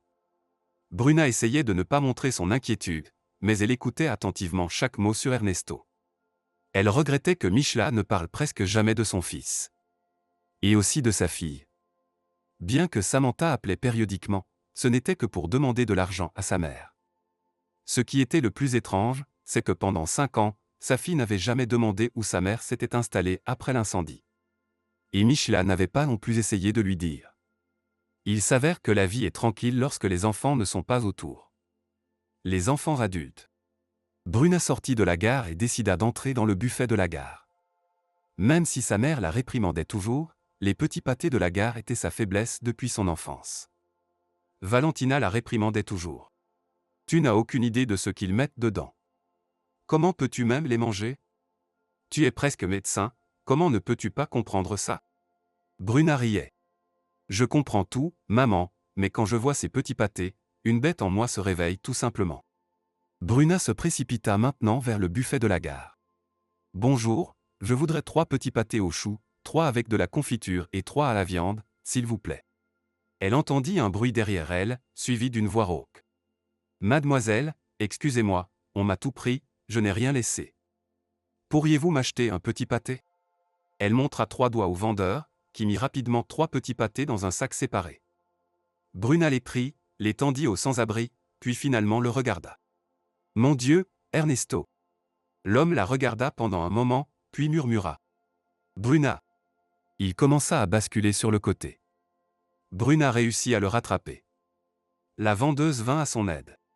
Est-ce que vous le connaissez? Demanda-t-elle. Oui, mais je ne comprends pas pourquoi il est dans cet état. Il était plutôt un homme prospère. Quelqu'un s'est donné du mal. Il semble avoir de la fièvre. Mais même si nous appelons une ambulance, personne ne le prendra en charge ici, je ne sais même pas s'ils l'aideront. Nos médecins sont très à cheval sur les bonnes manières, ils n'aiment ni la saleté ni les pauvres. Bruna était complètement désemparée. Elle savait que la femme avait raison. Écoutez, peut-être qu'il y a un médecin ici, sur la gare. Vous savez, il y en a parfois, je paierai. Il y en a un. Comment pourrait-il en être autrement? Allons l'emmener dans l'arrière-salle et j'appellerai le médecin. Ernesto commençait à reprendre ses esprits. Il marmonnait quelque chose. La vendeuse sourit. Il chante?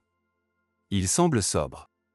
Bruna s'approcha de plus près et entendit distinctement une chanson familière. Michla chantait cette chanson presque tous les jours. Le médecin local était un homme imposant. Il était venu avec une mallette et avait soigneusement traité et bandé la tête d'Ernesto de manière très professionnelle. Bruna regarda Ernesto. Que fais-tu ici? Il sourit tristement. C'est une longue histoire, et pas du tout intéressante. C'est ma propre faute. Au final, je suis tombé dans un endroit dont on ne revient pas. Bruna plissa les yeux. Tu sais, tu as raison à certains égards. Tu l'as bien mérité. Et pas seulement parce que tu t'es comporté comme un salaud avec moi, mais aussi avec maman. Tu as vu maman? Où est-elle? Comment va-t-elle? J'ai essayé de l'appeler à l'époque, mais elle n'a pas décroché. Enfin, pourquoi je me justifie? Tu as raison. Hier encore, j'étais sûr d'être très cool et respecté, et aujourd'hui je me retrouve sous une clôture, complètement inutile. Ernesto soupira, et Bruna commença à le plaindre énormément. D'accord, nous verrons plus tard ce qu'il en est et comment cela s'est produit. Peux-tu marcher? Probablement, je peux. Mais où vais-je? Et surtout, pourquoi? Nous allons chez moi, tu pourras te laver. Je te trouverai quelque chose à porter. Et mon mari? Eh bien, ça ne te concerne plus. Bruna s'est soudainement mise en colère contre elle-même. Combien de fois avait-elle imaginé cette rencontre dans ses rêves? Elle aurait giflé Ernesto avec fierté, serait passée devant lui sans le reconnaître. En réalité, tout s'était passé très différemment. Il avait fallu convaincre 3 chauffeurs de taxi avant que l'un d'eux n'accepte de les prendre en voiture. Il regardait Ernesto d'un air désapprobateur tout au long du trajet, et lorsque Bruna et lui étaient sur le point de sortir, il lui avait dit : « Vous êtes une jeune femme si belle. Et pourquoi avez-vous besoin de cet homme ? Les gars comme lui ne changent pas, ils traînent toute leur vie dans les ruelles. Vous avez vraiment pas de chance. » Ce n'est que plus tard que Bruna a compris que le chauffeur de taxi avait deviné qu'Ernesto était son mari et avait simplement exprimé sa sympathie. Pendant qu'Ernesto se détendait dans le bain, Bruna préparait à manger. Les options étaient limitées car elle n'avait pas été faire les courses depuis un certain temps. Mais elle a trouvé des galettes dans le congélateur. Elles étaient congelées, mais c'était mieux que rien.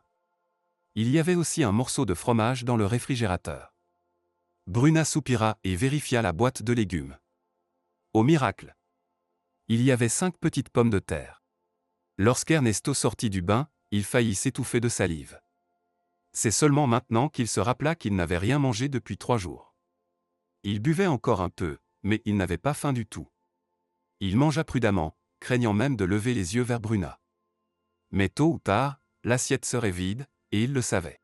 « Comment vas-tu, Bruna ? » ?»« Je vais bien. »« Et toi ?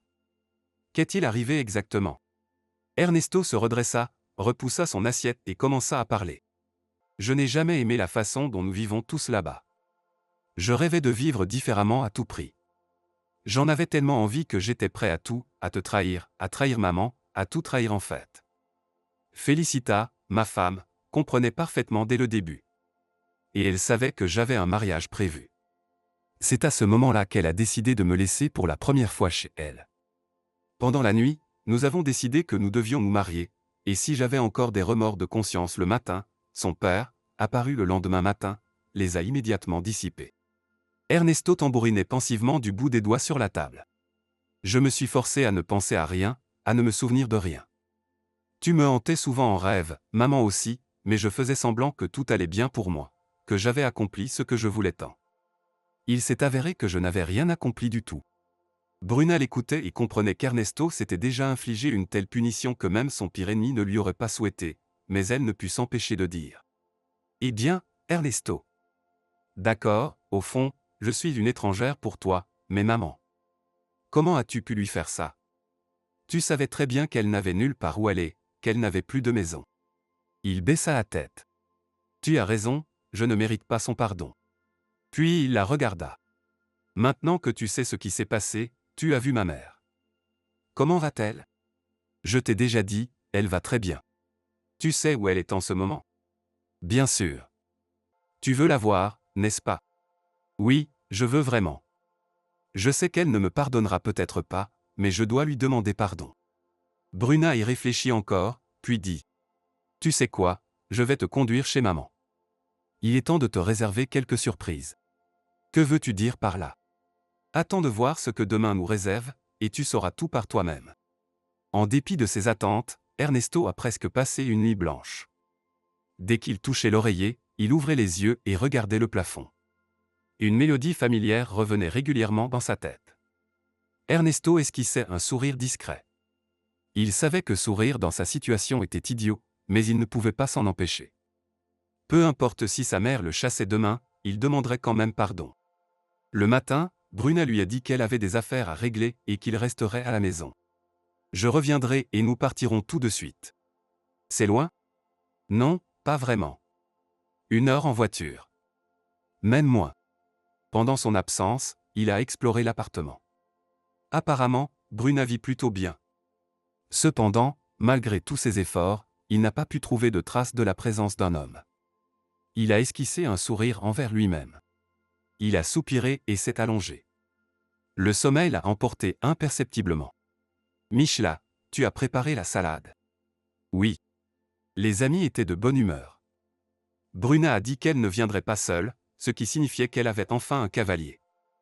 Après que Ernesto l'ait quittée, elle n'avait eu aucune relation.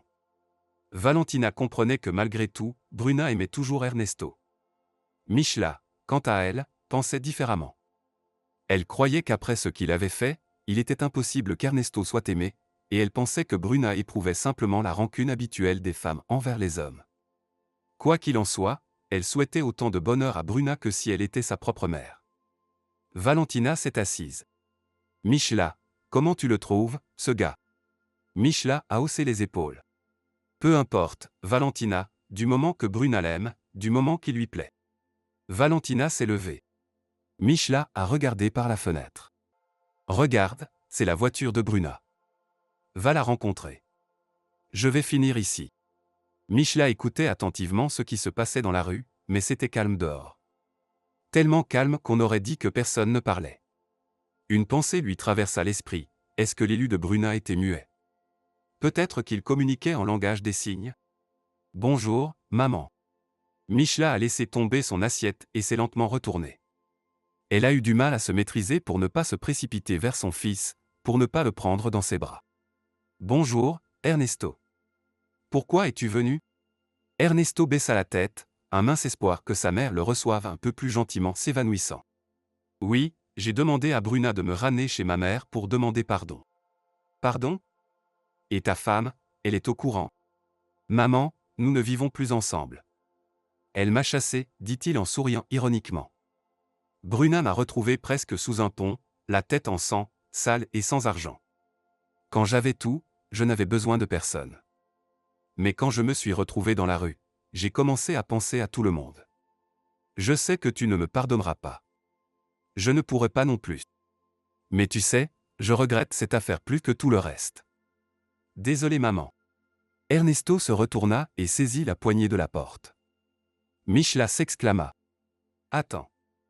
Laisse-moi au moins te prendre dans les bras. Valentina marchait en se mordant les lèvres. Ernesto comprenait parfaitement son état et n'essayait même pas d'engager la conversation. Ils étaient assis sur le canapé avec sa mère et discutaient. Valentina écoutait attentivement, elle ressentait même un peu de compassion pour lui quelque part, mais elle n'avait pas l'intention de le montrer. Elle avait remarqué autre chose, à quel point les yeux de sa petite fille brillaient intensément. Elle aurait voulu dire, celui qui a trahi une fois trahira encore, mais elle se retenait. Ils allaient justement s'asseoir à table lorsque la porte s'ouvrit brusquement et Nicolas fit irruption dans la maison. Grand-mère. Vous n'imagineriez pas ce que nous avons fait avec grand-père. Et Valentina et Michla se mirent immédiatement à sourire. Et qu'avez-vous fait? Nous avons pêché du poisson. Du poisson, et tu en as attrapé? Oui, j'en ai attrapé 3. Et où est le poisson? Nicolas sourit. Je l'ai relâché. J'ai eu pitié de lui. Ernesto regardait le garçon avec de grands yeux. Bruna remarqua son regard et soupira. Fais connaissance, Ernesto. Voici Nicolas. L'homme leva les yeux vers elle. Quel idiot je suis. Et alors, quelque chose d'inattendu se produisit, Ernesto se mit à pleurer. Nicolas regarda sa mère avec inquiétude. Maman, pourquoi l'oncle pleure-t-il? De joie, mon chéri. Et ce n'est pas ton oncle. C'est ton papa. Bruna était elle-même au bord des larmes, et Valentina essuyait les siennes. Pendant ce temps, Ernesto fixait Nicolas. Bonjour, mon fils. Excuse-moi, je n'aurais même pas pu imaginer que tu existais. 3 mois ont passé. Bruna a aidé Ernesto à rétablir ses documents, et il a intenté un procès contre sa femme. Ernesto a dit à Bruna. Je comprends que je ne gagnerai rien, mais peut-être que c'est à cause de mon mauvais caractère, je veux au moins lui compliquer un peu les choses. Bruna a ri. Ton caractère n'a rien à voir là-dedans. Ernesto l'a regardé attentivement. Bruna, j'ai tellement blessé tes sentiments, et tu n'aurais même pas dû me parler. Mais tu cherches des excuses à mes actes. Pourquoi? Bruna a haussé les épaules. Peut-être parce que mon amour est plus fort que l'amertume. Je ne peux même pas t'expliquer pourquoi je ne peux pas te haïr. Ernesto l'a attiré doucement vers lui. Bruna, et si je te demandais une autre chance? Cette chance que j'ai laissée passer quand j'aurais pu être heureux. Elle l'a regardé sérieusement. Je te croirai encore une fois. Le soir, après le travail, Ernesto, qui était désormais indispensable à leur exploitation agricole, se leva. Valentina, puis-je vous adresser la parole? La femme soupira. Elle savait ce qui allait suivre. Bruna baissa les yeux, Nicolas était plein d'anticipation et Michla regarda sévèrement son fils. Valentina, je comprends que vous ne vouliez probablement pas me voir en tant que votre gendre, mais je voudrais quand même demander la main de votre fille à nouveau. J'ai été idiot. Tout ce temps, j'ai aimé et pensé à Bruna, tout comme elle-même. Permettez-moi de vous prouver que je peux être différent. Valentina fit un geste de la main en essuyant ses larmes. Ernesto, poussé par ses émotions, la prit dans ses bras. Plus tard, autour de la table, alors que Valentina et Bruna étaient partis quelque part, Michela s'approcha de son fils. « Écoute, Ernesto, je veux que tu saches quelque chose. Tu as humilié cette fille, sa mère, tu as fait grandir un enfant sans père. Tu m'as aussi blessé. Sache que si tu blesses à nouveau Bruna, je te réglerai ton compte de mes propres mains. » Ernesto la regarda droit dans les yeux. « Non, maman, je ne te laisserai pas te retrouver en prison à cause de moi. Et ne compte pas sur nulle part où te cacher, car nous prévoyons au moins un, voire deux autres enfants. » Michela enlaça son fils. À cet instant précis, elle souhaita que le temps s'arrête, car elle n'avait jamais ressenti une telle paix intérieure.